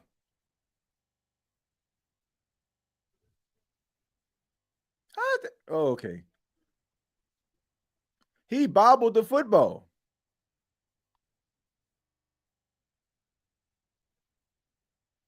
I don't know, man. Looked like he bobbled the football. So But yeah, I think that people give up on players too quick. It's crazy though. It's like people are going around talking about, oh, is Marvin Harrison Jr. a bust? Dude in his second year in the league. Like, what are we doing, man? Like, I don't get it. Like, I don't understand like why we do these things. Dude have a little bit of a rough patch. Is he a bust? Huh? Like, this man just started his career. And then people are already quick to call him a bust. Like, honestly, I just feel like a lot of people are just so desperate for content and desperate for, to have something to talk about, some clickbait BS.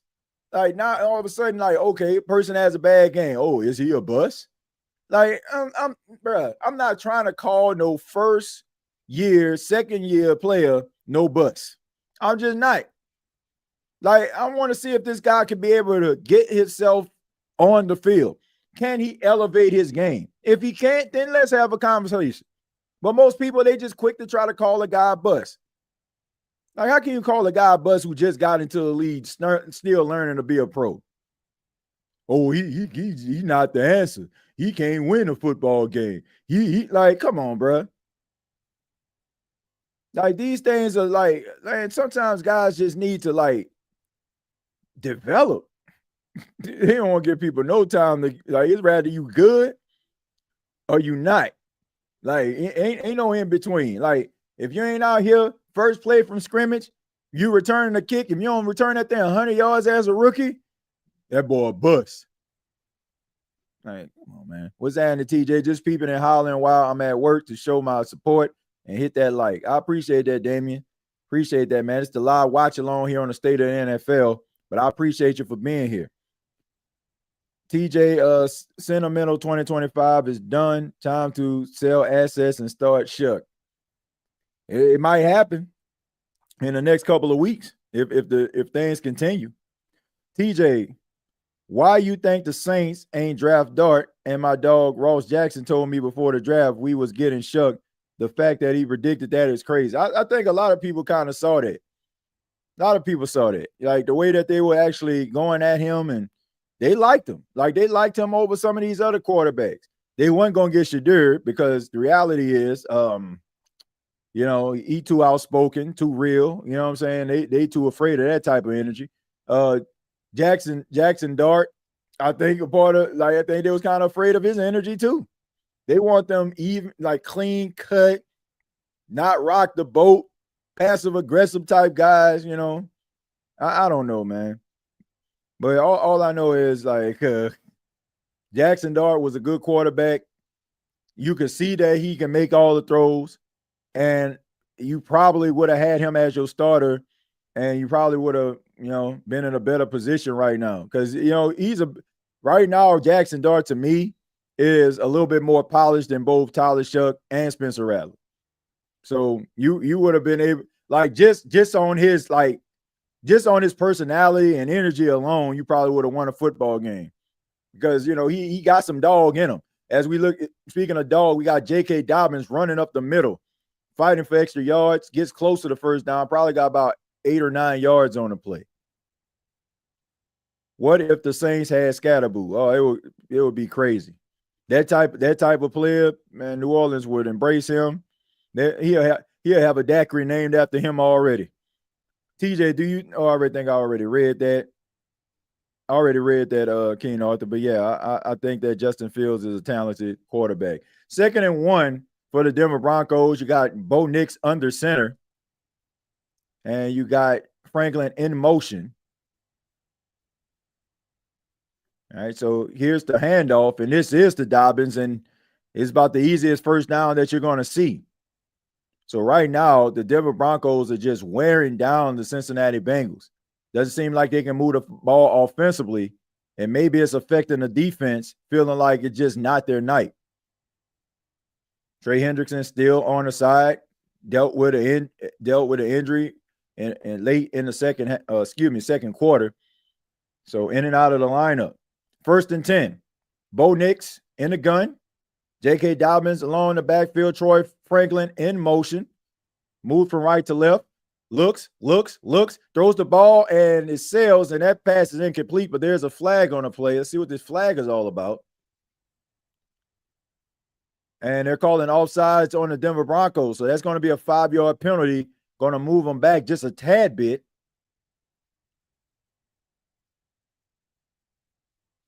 All right, so Pat Bryant making a rookie mistake. Neutral zone infraction there.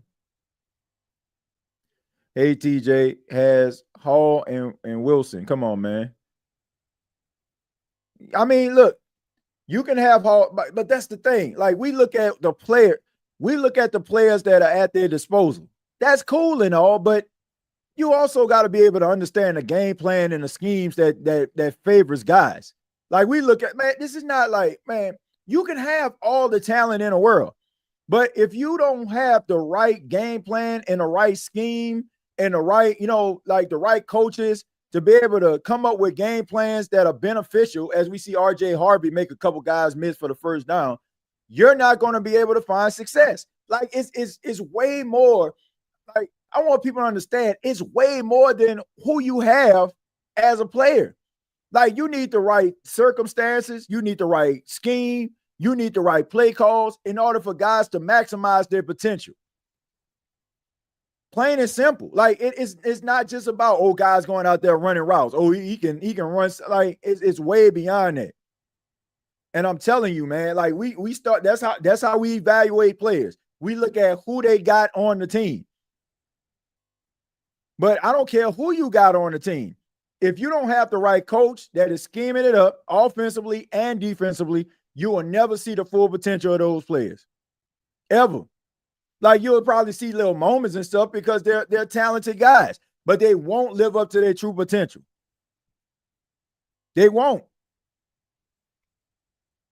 You got to know what you can do. You got to be able to coach guys. You got to be able to watch that film. You got to be able to come up with a game plan, and you got to see the potential that they have. Let's just say if he's good at us as a runner, right? I'll give you an example. Like with Lamar Jackson. Lamar Jackson was, running quarterback. People looked at him that way. What did they do? They early in his career, they had him running all over the place. Then they end up getting Greg Roman, and he was like, okay, man, look, check this out. This is what I need you to do, Lamar. Look, we know that you can run. We know you dynamic. But look, we're going to need you in the game. We don't need you to be taking this unnecessary punishment. Let's try to make some plays from the pocket. And they came up and came up with some game plans. And the next thing you know, now he's a prolific passer as well as a good runner. And that was a pass by Bo Nix to J.K. Dobbins, only gets a few yards on the play. That's going to bring up second down. So it's beyond just, oh, man, they got this guy and that guy. Prime example, tonight. Jake Browning, you know what I'm saying? Jake Browning got T. Higgins and Jamar Chase in the game right now. But if you just basically calling fade routes to the left, fade routes to the right, like, you're not going to find success as talented as these guys are. Like, you got to be able to come up with schemes and game plans, man. Like, it's way beyond that. Evan Ingram gets the ball, tries to get up the field on a 2nd and 21, gets a few yards on the play. And it's another flag. So they're going to call another flag. So Denver Broncos are moving backwards right now.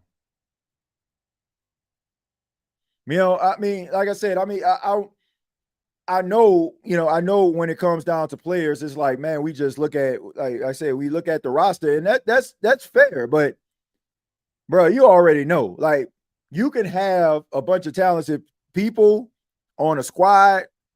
I mean, whatever you playing, but if you got these guys out of position, you'll never see that full potential, man. TJ, what do you think of the effort of the Olave pass? I mean, I ain't got no problem with the effort. I just didn't like the play call at the time that it happened. I mean, it was 2 minutes. I mean, it was under 2 minutes, and you needed the points, and you would have probably went into the half down by 1. Versus not getting any points off that at all. And you're not good enough as a team to be out there squandering drives like that. You need to put up some type of points, rather than 6 or 3.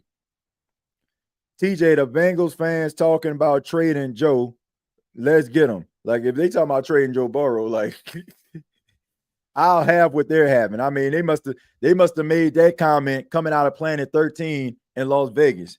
because they probably was full of that. It was on that sky owl because ain't no way in the world, if you're a Cincinnati Bengal fan, as trash as you have been throughout your existence, you talk about trading a top 3 quarterback. I understand the frustration is real and him getting hurt and all that kind of stuff, but bruh, Joe Burrow gives you the best chance to win, and this game tonight pretty much should confirm that. Like, people sometimes get spoiled at their circumstance, and they get this false sense of reality of who they are and what they are as a fan base and organization and crew, and because they winning and they finding prosperity and they're seeing their players' name called for different type of awards, but they fail to realize if you take away some of those pillars from their team, then that organization structure is going to fall. Case in point, the New Orleans Saints. Case in point. TJay, Jeremiah Smith with first overall pick. You can't get Jeremiah Smith with the first overall pick because he's a true sophomore. He's not eligible for the draft this year. If the Saints are terrible next year, and then we can talk. After tonight, Russ will be going to Cincinnati.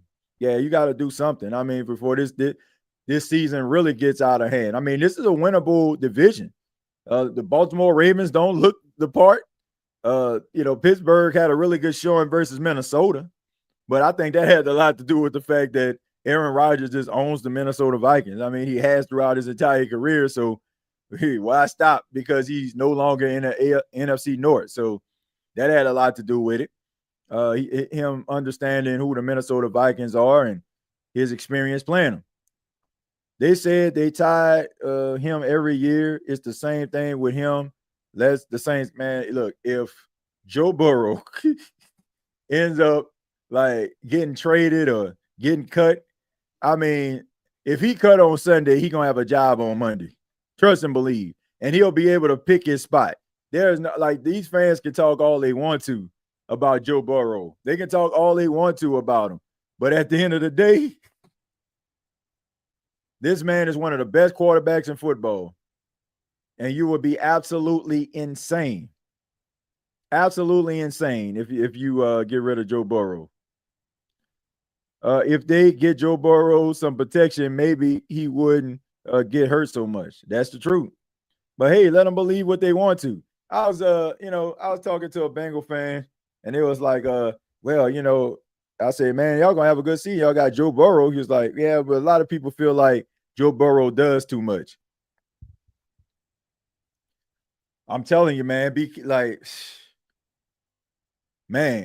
franchise quarterbacks, elite quarterbacks are so hard to come by.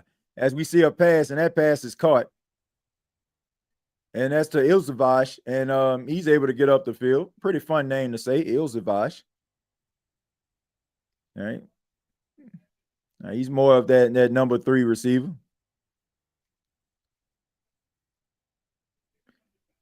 All right, so I mean, really good protection right there. That's probably one of the best pockets that Jake Browning has thrown from tonight. All right, so Jake Browning, 9-17, 88 yards. All right, so here we go. Here's the snap. Jake Browning looking. And a quick slant right there to Jamar Chase, getting him involved. So that's about 7 yards. And he throws his hands up like maybe he thought maybe he was held or something. So all I'm saying is, man, just look at these play calls. All of them are to the left of the right boundary. Like, come on, man. Like, you got some big guys. Like, find a way to get them lined up for a quick slant. Get the ball into their hands. They're capable of getting yards after the catch. The play calling tonight has been horrible. Like, you can't just force feed these guys. Like, yeah, they'll come down with it, but, man, try to find ways when they're open or try to scheme them open. Now you gotta find different ways to get. You gotta try to find ways to get your star players open, man.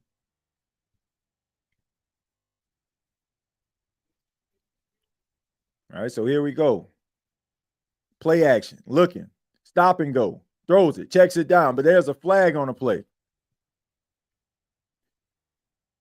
And and I don't understand if you are a Cincinnati Bengal fan looking at this offensive line and how the Denver Broncos are just imposing their will on his offensive line. And I mean, it's basically like a Toro offensive line. And by that, if you ever seen bullfighting, they'd be like, Toro, Toro, like basically just waving them through. Red Sea offensive line. But like just looking at some of these games and watching them, sometimes you feel like if you're a fan of another team, you feel like maybe you're going through this by yourself. But we're seeing undisciplined play. We're seeing mistakes by the Cincinnati Bengals. All right, so anyway, Browning sacked by Nick Bonito. Nick Bonito, I believe he had a half sack, and now he has a full sack right there. So, like I said, I mean, every time, like, how can you be able to throw the football from this type of pocket? A little bit of a stunt right there, but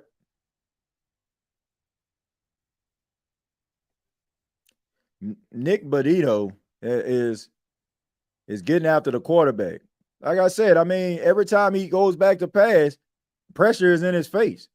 All right, so here we go again. Guys hunting. They was free that time, but that's a screen pass.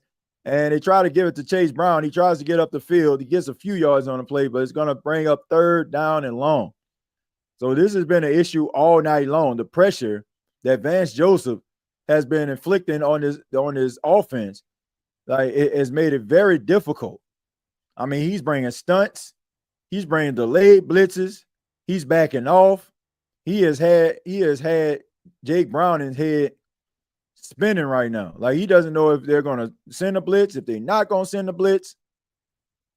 All right, so here we go. 3rd and 17. Jake Browning in the gun. Lonely backfield, all by his lonesome. Might even, like, they're not going to call that. He steps up in the pocket. Jake Browning rolls to his right, trying to fight, throws the ball away, has no choice. Man, so Franklin Myers right there. I mean, how can you throw from this pocket? Like, man has absolutely no time. And some of these routes that they're calling, it's going to take a minute for them to be able to develop. Look at, like, you're throwing deep routes down the field, right? No comebacks, no nothing. No comebacks, no nothing. And the offensive line is giving him no time to go through his progressions.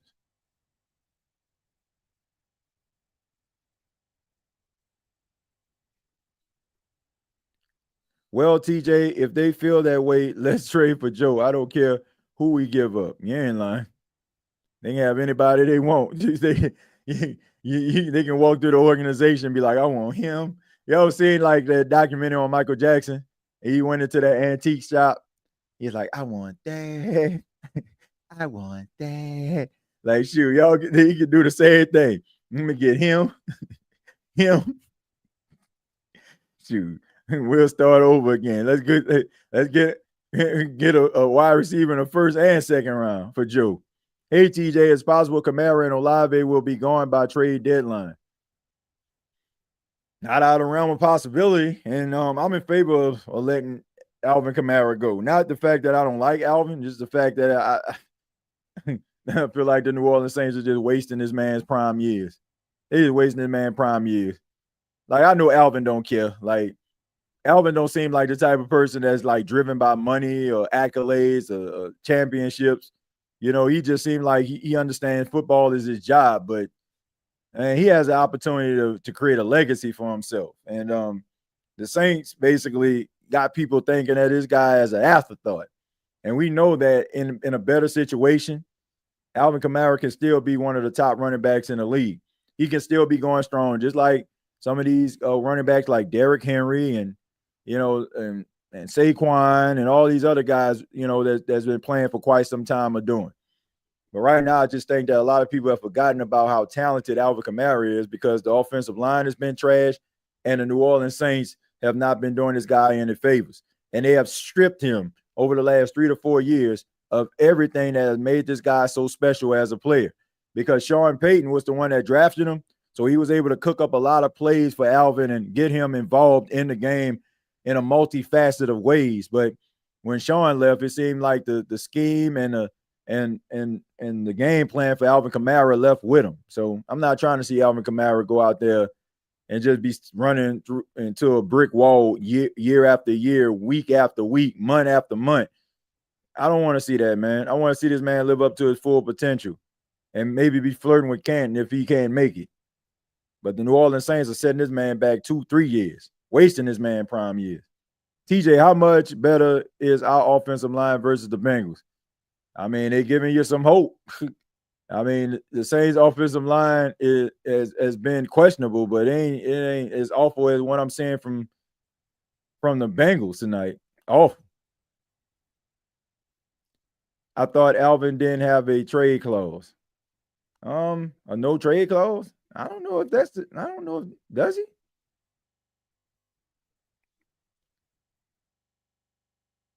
I don't know if he has a no trade clause or not. As we see, I believe that is who's that running? Is that RJ Harvin? No, I think that's J.K. Dobbins on the run.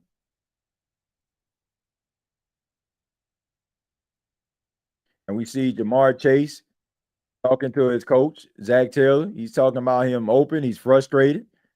See, this is the type of energy I feel like number one receiver is supposed to have. This man is frustrated. He upset. He talking noise. He wants the football. You know, that's the type of energy I feel like, top receivers have. I ain't saying go over there and go after your head coach, but, it bothers you when you're not getting the ball. Play action, roll out. Bo Nix completes the pass. And that's the Atkins right there. And Atkins is kind of shaking up. He goes to the sidelines. So that's going to bring up 1st and 10.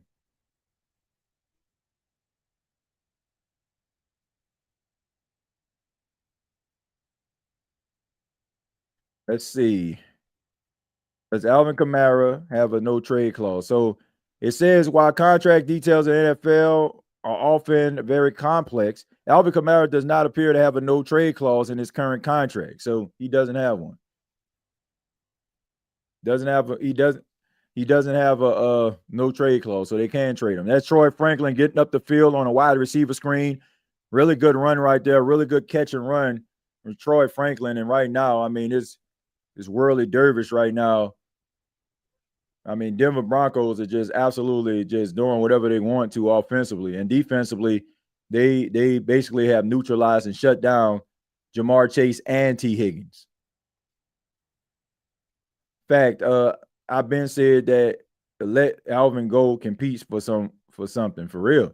Shoot, Cam Jordan too. Like Cam Jordan, like people want to talk about Cam Jordan washed and all that kind of stuff. Cam Jordan competing out there. He had a sack against Josh Allen. J.K. Dobbins trying to bounce around. He goes nowhere. Probably got back to the line of scrimmage. That's going to bring up 2nd down. TJay Jones had a 6 touchdown game with Sean. Now he's struggling to get 6 in a season. And people want to talk about, oh, man, he washed and all that kind of stuff. Man, I look, they were saying the same thing about Christian McCaffrey. They were saying the same thing about Randy Moss when he was in Oakland. Like, these players go to bad football teams, and once again, nobody looks at the organization. It's always the player. But when they go somewhere else, they still run the ball hard. And I promise you, if Alvin goes somewhere else that's a team that's a contender, I wouldn't be mad at all if he out there shining because he deserves it.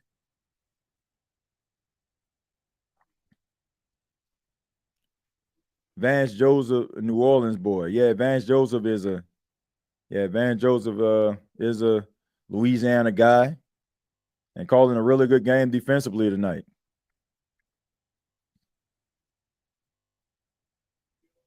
AK not washed at all. Dude is in phenomenal shape. Yeah, he not washed at all. This is these offensive coordinators and these play schemes have made people feel like he is. You got to be able to get this man involved. You got to use AK in a passing game more. Yeah, AK got to be used in a passing game. I don't be seeing no screens. I don't be seeing no wheel routes. I don't see no angle routes. I don't see no hitches. All I see is them using them as a check down. Bo Nix looking. That pass is caught, and that's to RJ Harvey. He gets around the corner. Really good balance right there. Able to get back up and juke the defender, gets out of bounds, and that's going to take us to the end of the 3rd quarter. The Denver Broncos dominating this game offensively and defensively. It is 21-3. And Jamar Chase is like, man, get me the hell out of here, man. See, I can go home. Hey, TJ, hope I had a great weekend. Are you saying, I hope I had a great weekend? I hope you had a great weekend. Regardless, I hope you had a good weekend. I had a good weekend, fun weekend. Paxton had a flag football game. His team won, so that was exciting. And also went to church. I do the audio and work the soundboard at the church. So they had a program there, took part in that. And of course, on Sunday, watched the game, watched the New Orleans Saints try to beat the Bills. And I also checked out a really good Sunday night football game. How you feel about Brian Brzee? Still feel like we would have went with Nolan Smith or Joey Porter in that draft? Yeah, but I mean, the way that the Saints defensive scheme was, like, Nolan Smith didn't fit the scheme. Now with this type of defense, he would, but but they weren't getting Nolan Smith. I wanted them to, but he just does not fit that mold that the Saints had when Dennis Allen was the defensive coordinator. They want them 6'6", 6'7" guys with big wingspan that basically just have one swim move. don't have no pass rush moves at all. They just tall, got long wingspan, but that's a problem when you 6'7" and offensive line 6'7". So I mean, it's a meeting of the minds at that point. The Saints still living in a stone age when it comes to pass rushes. Still want to get guys that about flirting, with 300, a bacon, egg, and cheese McGriddle away from 300. Trying to get them boys to get 10 sacks a year when everybody is paying attention and focusing on more of the smaller hybrid type edge rushers who are about 6'3", 250, 260 pounds rushing the passer. So they weren't going after no Nolan Smith. No way. I said that put Cam on a top 5 defense, dude probably still would get 10 sacks easy at that age. Yeah, if he go to the Chiefs, he eating. If he playing for the Broncos or something like that, he eating. I'm not gonna say he's gonna get 10 sacks, but he'll still be an impactful player. If he's an impactful player for the Saints, he'll be an even bigger impactful player for a team that probably have another pass rush that can get busy like he can. RJ Harvey getting up the middle, making somebody miss. I mean, showing power. And this is a really good run, but there's a flag on the play. Look like that's going to come back. Jay Steve says, all I know is they better stop dropping Grando big ass in coverage. Yeah. I mean, but that's what a 3-4 does. I mean, sometimes those DNs got to drop in coverage. TJ, you think anyone will sign CD this season? Probably. They'll probably sign him. They'll probably sign him. I mean, he's a talented guy. I mean, he's developed a reputation for being, problematic, but teams want to win. And if this guy can put you in the best position to succeed, as long as you're out there performing on the field, they'll tolerate you. They'll tolerate you as long as you're out there making plays. I want to see CD sign with a team, but I think he'll probably end up in a and Bo Nix is just frustrated, man. Like, come on, can we please get it together? So another false start penalty. A lot of undisciplined play tonight from these two teams. I mean, they're heavily penalized. So some adjustments are going to have to be made by these coaching staff. You got 7 penalties for the Broncos for 72 yards, and the Cincinnati Bengals got 10 penalties for 60 yards. I mean, this is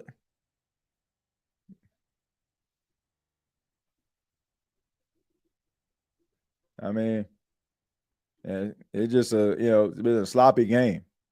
Bo Nix going deep and incomplete. Had Troy Franklin, and Troy Franklin wasn't able to get the pass. I mean, it was there. He just wasn't able to come down with it. Let's see. Let's take a look. It looked like maybe he outran the pass. Okay, so Bo Nix in the pocket, steps up and has it. And Troy Franklin has got to come down with that football. That was a really good pass right there by Bo. Got too excited. Eyes got bigger than his hands. And it just goes right through his hands. I mean, that was a missed opportunity by Troy Franklin. Bo Nix looking, checks it down. R.J. Harvey making somebody miss. And really good tackle right there by Demetrius Knight, who is having a hell of a night all over the field. If you're the Cincinnati Bengals, man, you got to be excited about the young rookie out of South Carolina. He's making plays tonight. He is all over the field.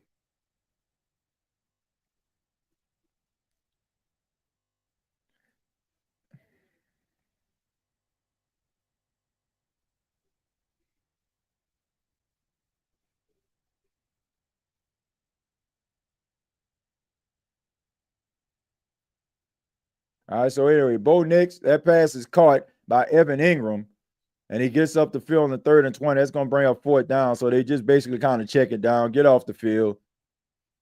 A lot of undisciplined play and missed opportunities by the Denver Broncos on that drive.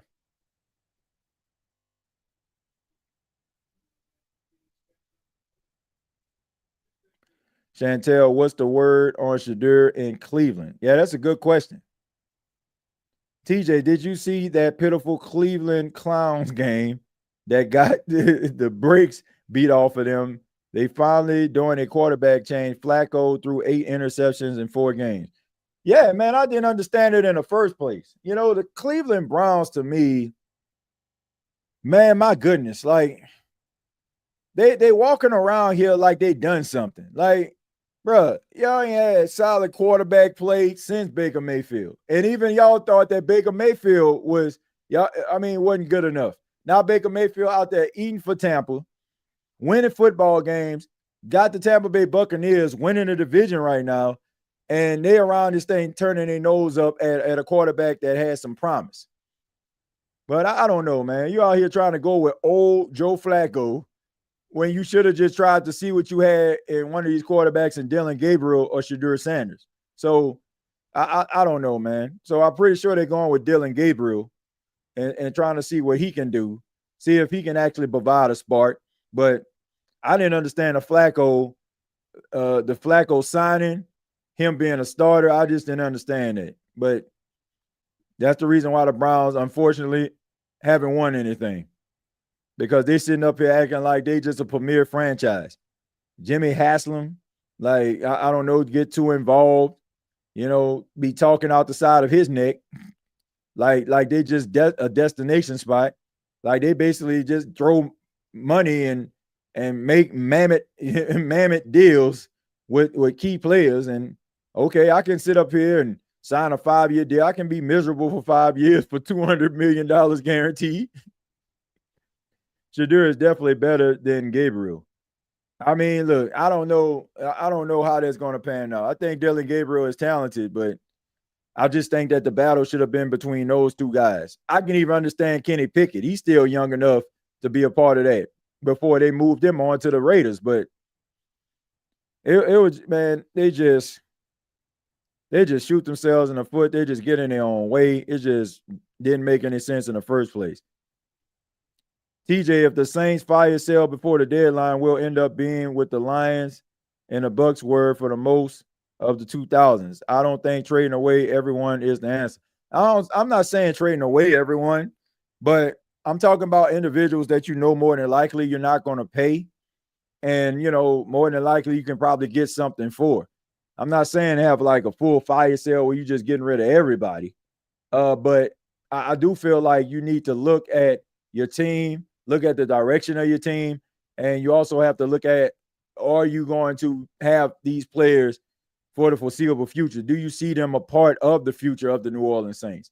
All right, so 1st and 10 for the Cincinnati Bengals. Jamar Chase in motion. Here's the snap. Looking. He checks it down to Chase Brown, and Brown is able to get a 1st down.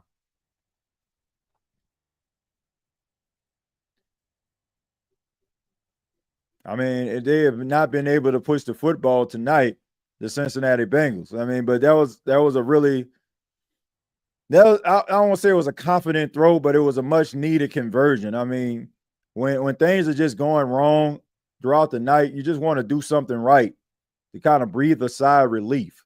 1st and 10. All right, so here we go. Looking. That pass is incomplete, intended for Jamar Chase.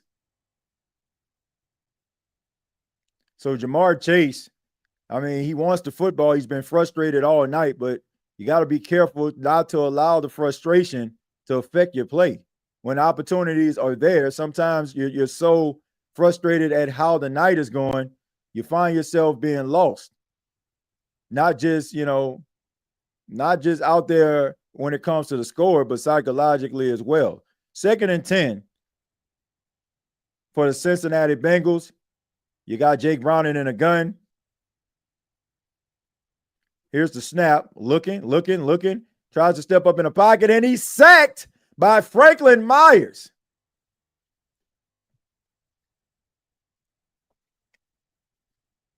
So the Denver Broncos have been all over Jake Browning tonight. The offensive line has had problems with this defensive line. But when you have guys that are capable, more than one, to go get it, it is very difficult to stop. He collapsed the pocket. Jake Browning waits too long. Maybe should have rolled out of the pocket, trying to give it time, trying to give these wide receivers time to make plays. 3rd and 16, in the gun, trying to get around the corner, throws it. And that pass is incomplete. Tried to get it to Jabaje Piron. Wouldn't have been a first down anyway. And that's going to bring up 4th down. So the night from hell continues for the Cincinnati Bengals. They are coming after Jake Browning. Vance Joseph is dialing up the blitz. They're like, man, we have a lead and we want to keep it, and we're going to keep on flushing you out of the pocket. We're going to make the pocket collapse when you're in it, and we're going to make sure that you are not going to create any type of deep passes down the field because we're not going to give you enough time. Here's the punt, and that was almost blocked. Almost got through.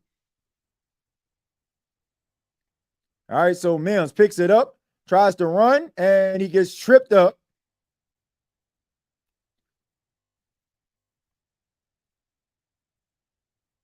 I feel you, TJ. I just don't want to see us revert to NFL purgatory. I don't think it is, going to be NFL purgatory, King Arthur, because the reality is a lot of these players that the Saints haven't, rather they up there in age. So what you got, about 1 or 2 more years in them.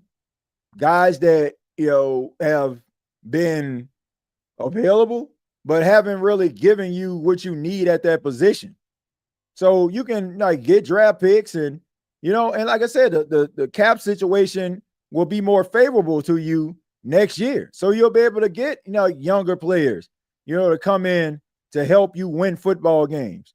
It's not, like you just getting rid of players and not being able to replace them with stability, but if you can get yourself some draft picks and, those draft picks are pretty high, you can get yourself another wide receiver that can be a possible number 1. You can get yourself a edge rusher that can get double-digit sacks. You can get yourself a linebacker that's sideline to sidelines, impactful players.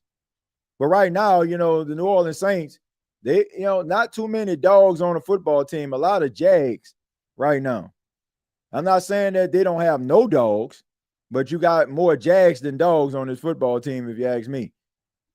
If we keeping it real, TJ, the Browns been developing talent better than the Saints. Myles Garrett, Denzel Ward, David Njoku. Yeah, they have, but has it translated to winning? It has not. It has not. Because they are impatient at the quarterback position. This is probably the longest I've seen them maintain a coach.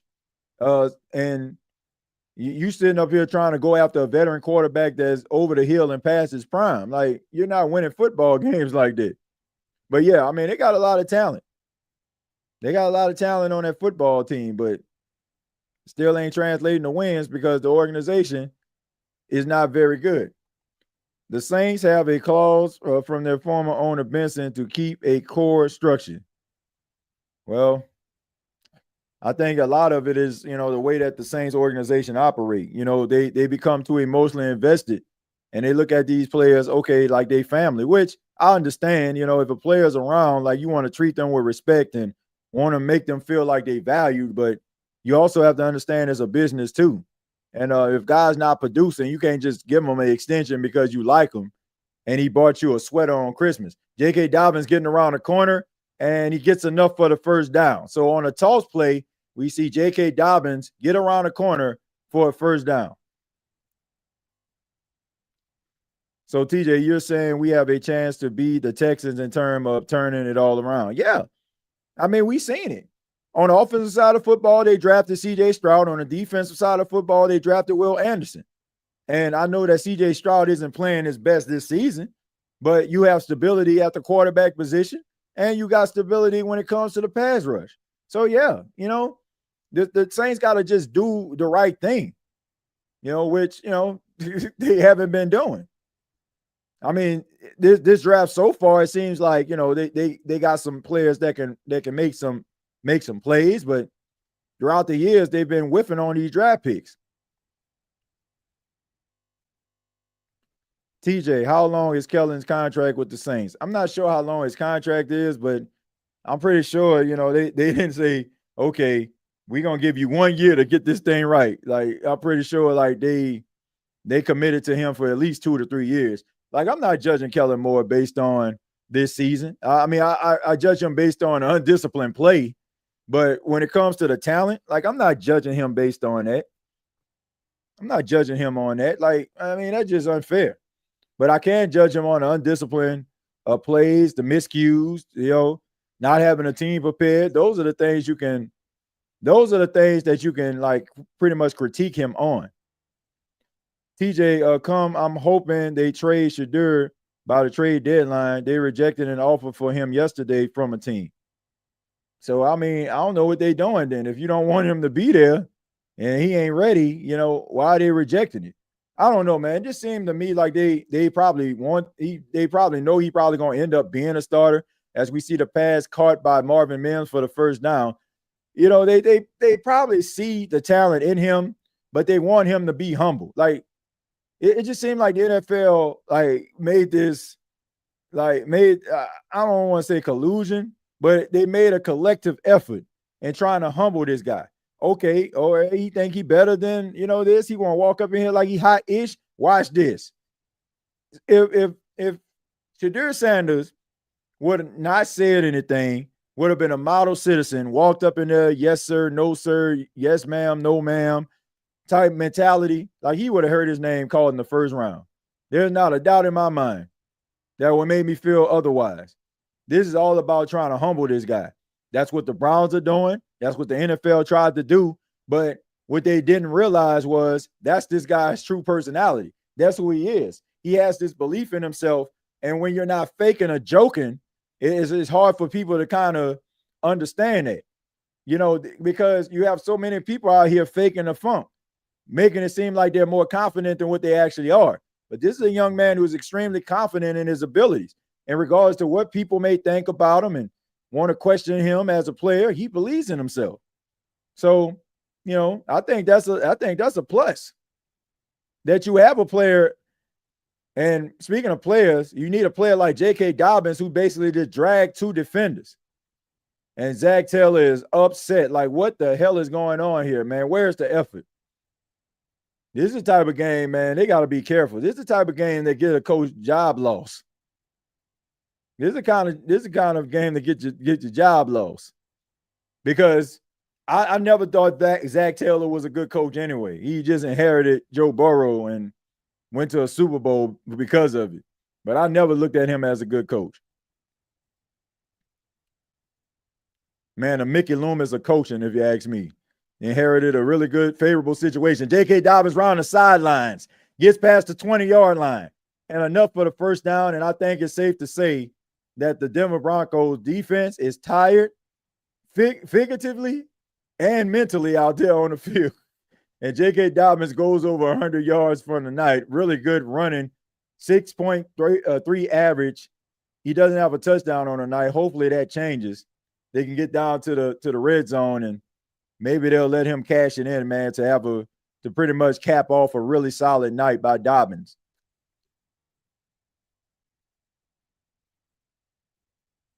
All right, so here we go. R.J. Harvey now fighting for extra yards. Sean going to mess around and win this division. He might. He might win the division. I mean, the division is wide open, but of course, Kansas City Chiefs look like they figured out what the heck was going on. I mean, they beat the brakes off Baltimore. Low key, TJ, I say no matter what happens with Chase Young this season, we have to draft a stud edge rusher. What is it the Saints are afraid of going after potential big ticket draft picks? I don't know. Man. The Saints overthink themselves. They want choir boys. They want team captains. They want Boy Scouts. They want guys who rescue cats from trees. They want the guy that volunteers his Saturdays after football games at the local soup kitchen. Like, they need to get some dogs on that team.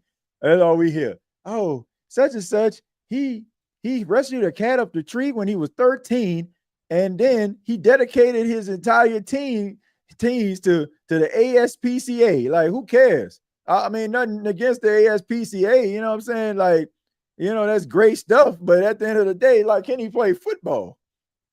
We all pet lovers in this thing, but come on. R.J. Harvey gallops into the end zone, about as free as salvation, touchdown, Denver.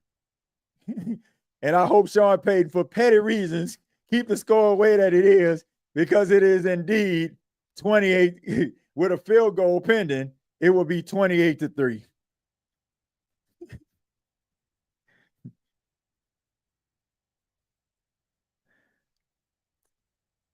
Jets, Cleveland media stupid. I can't wait for Shedeur to get out of Cleveland. They soar as losers. Yeah, I don't know. And I don't know who that OG is that be talking on the radio. I mean, if I ever seen a do-boy in my entire life who is a organizational stooge, he is the epitome of one. I don't know that guy's name, but he was on the radio in Cleveland, like just talking about Shedeur Sanders and talking about he thinks he's ready, but the organization is saying that he's not. Some old dusty dude that's, probably been around the organization forever and a day and want to keep the organization happy. I'll do whatever it takes, man. What I need to do. Like, just let him know. It's not our fault. It's his fault. Like, okay. Straight up 100% do boy. I don't know what that guy's name is, but he was like taking shots at Shedeur Sanders, and because Shedeur Sanders made some comments about he feel like he's better than some of the quarterbacks that have been playing in NFL so far. He feel like he can win games, and he believes, and all of a sudden, like, he goes on the radio to try to counteract that. You got Kevin Stefanski on the hot seat, but still stubborn as a mule, sitting up here talking about how, everybody thinks they're ready until they're actually thrust into it.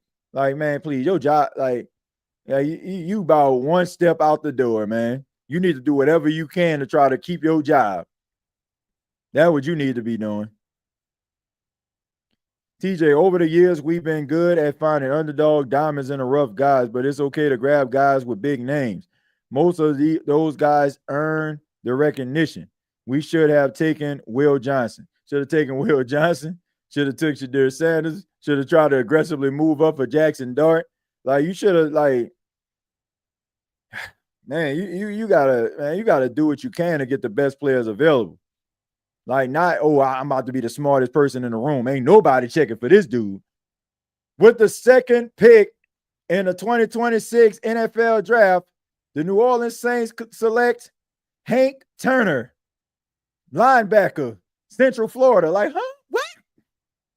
Like, what are we doing? Like, pretty sure Hank Turner would be a good, solid player in the third round for a team.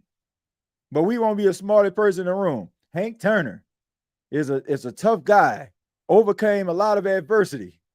Mom passed away. Dad worked 3 jobs in order to keep the family afloat. Hank liked to dedicate his time to the local soup kitchen downtown, and they gave him the humanitarian award, the youngest person in the history to receive this award. Like, he walked up to the stage in his Boy Scout outfit. Like, what are we doing, man? What are we doing? Like, come on, man. Like, draft the right player. Draft the best players that you can. TJ, is funny how people call the Saints the worst team, but these teams playing are far worse. Yeah. That's why I tell people, like take a look around the National Football League. It's tough and it's frustrating when you feel like it's only happening to you. Like when you feel like it's only happening to you, like you feel alone. But look around the NFL, man. They got a lot of bad football teams that are out here.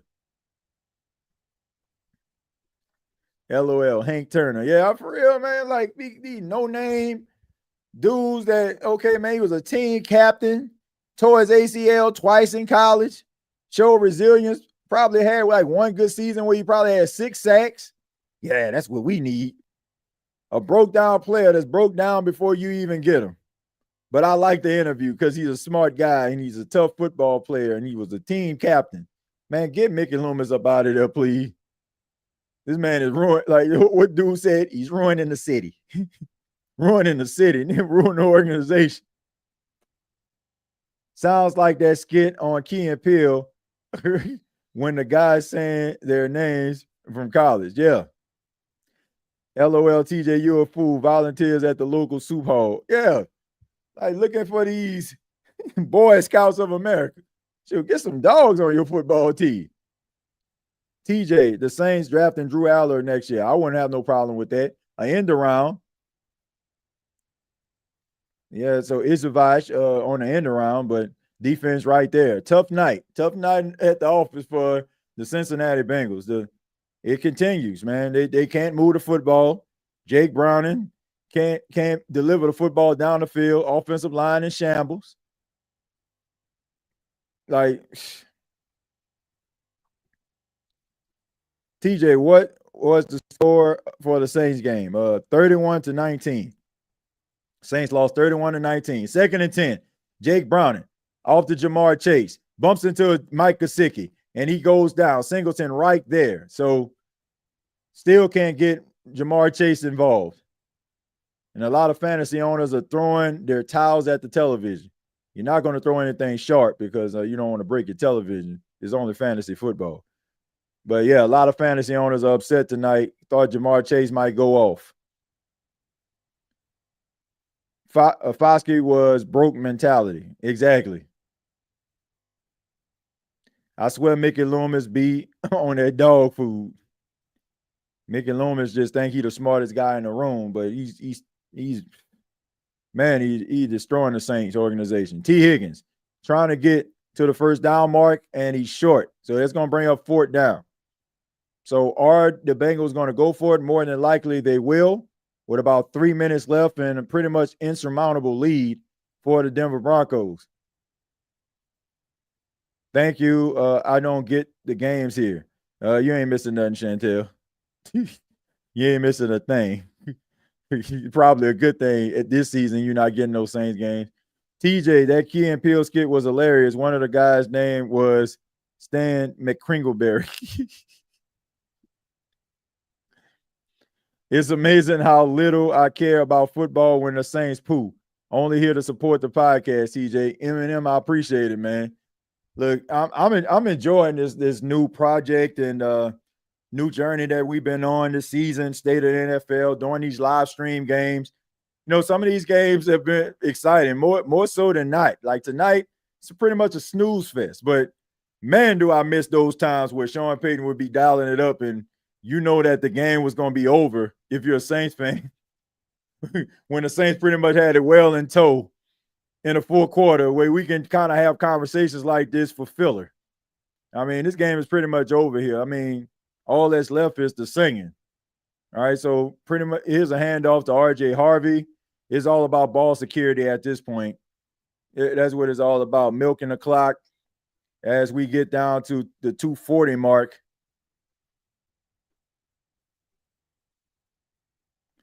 I mean,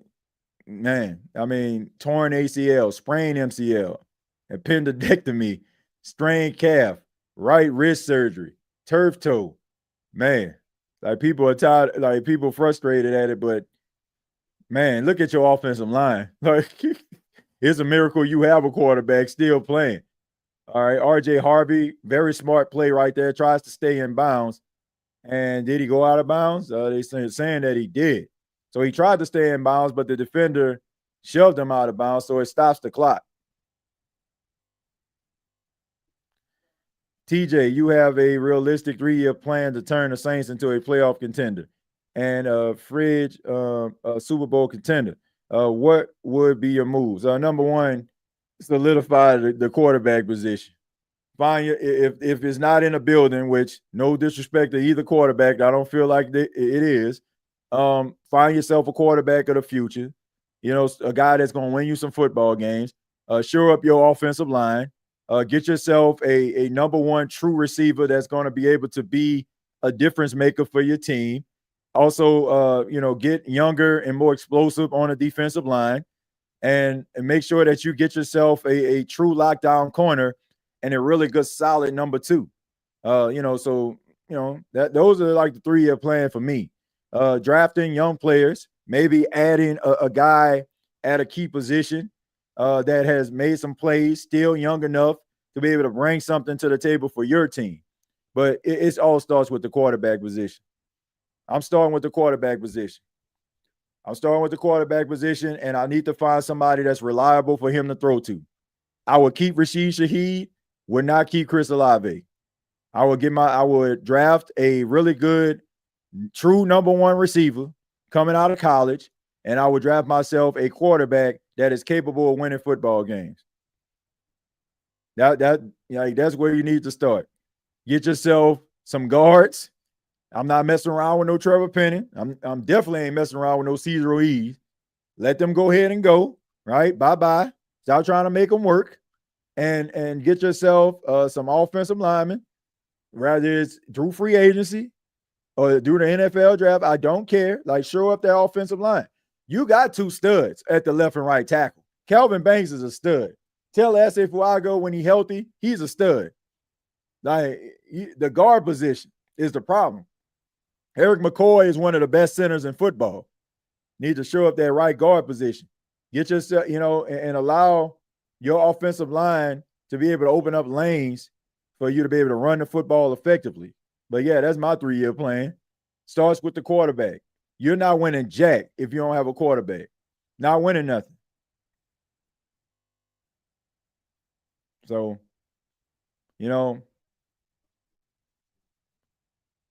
Francis Magola. Are you talking about Mendoza? You talking about the quarterback from Indiana? Are we talking about the are we talking about the quarterback from Indiana? That's Mendoza. Yeah, that's Mendoza. That's the quarterback out of Indiana, if that's what you're talking about.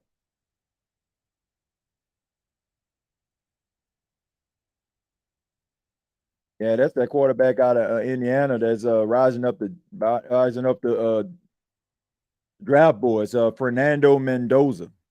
I don't know if y'all seen this guy play, man, but man, he's setting it on fire right now. 6'5", 225-pound quarterback. Right now, he has 1,208 yards, 16 touchdowns, 1 interception. This was a guy who had opportunity to play quarterback at Yale, but he decided to go to Cal Berkeley, played at Cal, and then transferred to Indiana. Yeah, for Fernando Mendoza. That dude is good. He might end up being a top 10 pick. TJ, that Simpkins cat is playing good at guard. Yeah, I mean, look, I don't want to see Cesar Ruiz go down. It's unfortunate, but dude been a liability on his offensive line. And, shouts out to my boy Nowak. I was checking out him and Steve Geller's podcast today. Look, I get it, man. Like, when guys on a human level, you want to – Sean Payton so petty for this, man. Sean Payton ending the game at 28-3. But anyway, at the end of the day, yeah, man, you got to be able to get yourself a quarterback. And I was watching that podcast, and they were talking about Cesar Ruiz battling out there. Man, Cesar Ruiz is not a good offensive lineman. He's one of the worst offensive linemen in football. and he may be trying hard, but he's just not good. Like the Saints need more than what he can actually provide. That's just a fact. Like, he's an athletic guy. He likes to get to the second level. He tries, but he's just not that good. All right, so the Denver Broncos taking a few knees, been a dominant night after a crushing loss. The last time we seen them versus the Indianapolis Colts. They get themselves back on the winning track. They will be at 500 at 2-2 and right in the thick of things in the AFC West.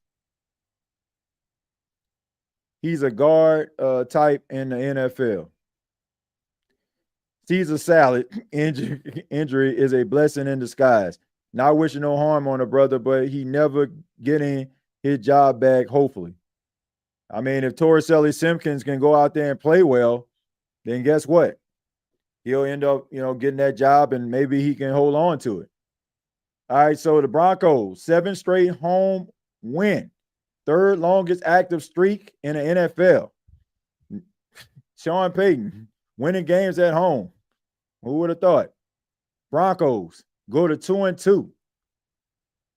And a very impressive victory for Bo Nix and the Denver Broncos. Still got some things they need to clean up with the penalties, but it's good to clean up in a victory than having to search for answers in defeat. And if you're the Cincinnati Bengals, you got to go back to the drawing board and figure out how in the world are you going to get T. Higgins and Jamar Chase involved in this game. But thank you all so much for being a part of the live watch along here on the State of the NFL podcast.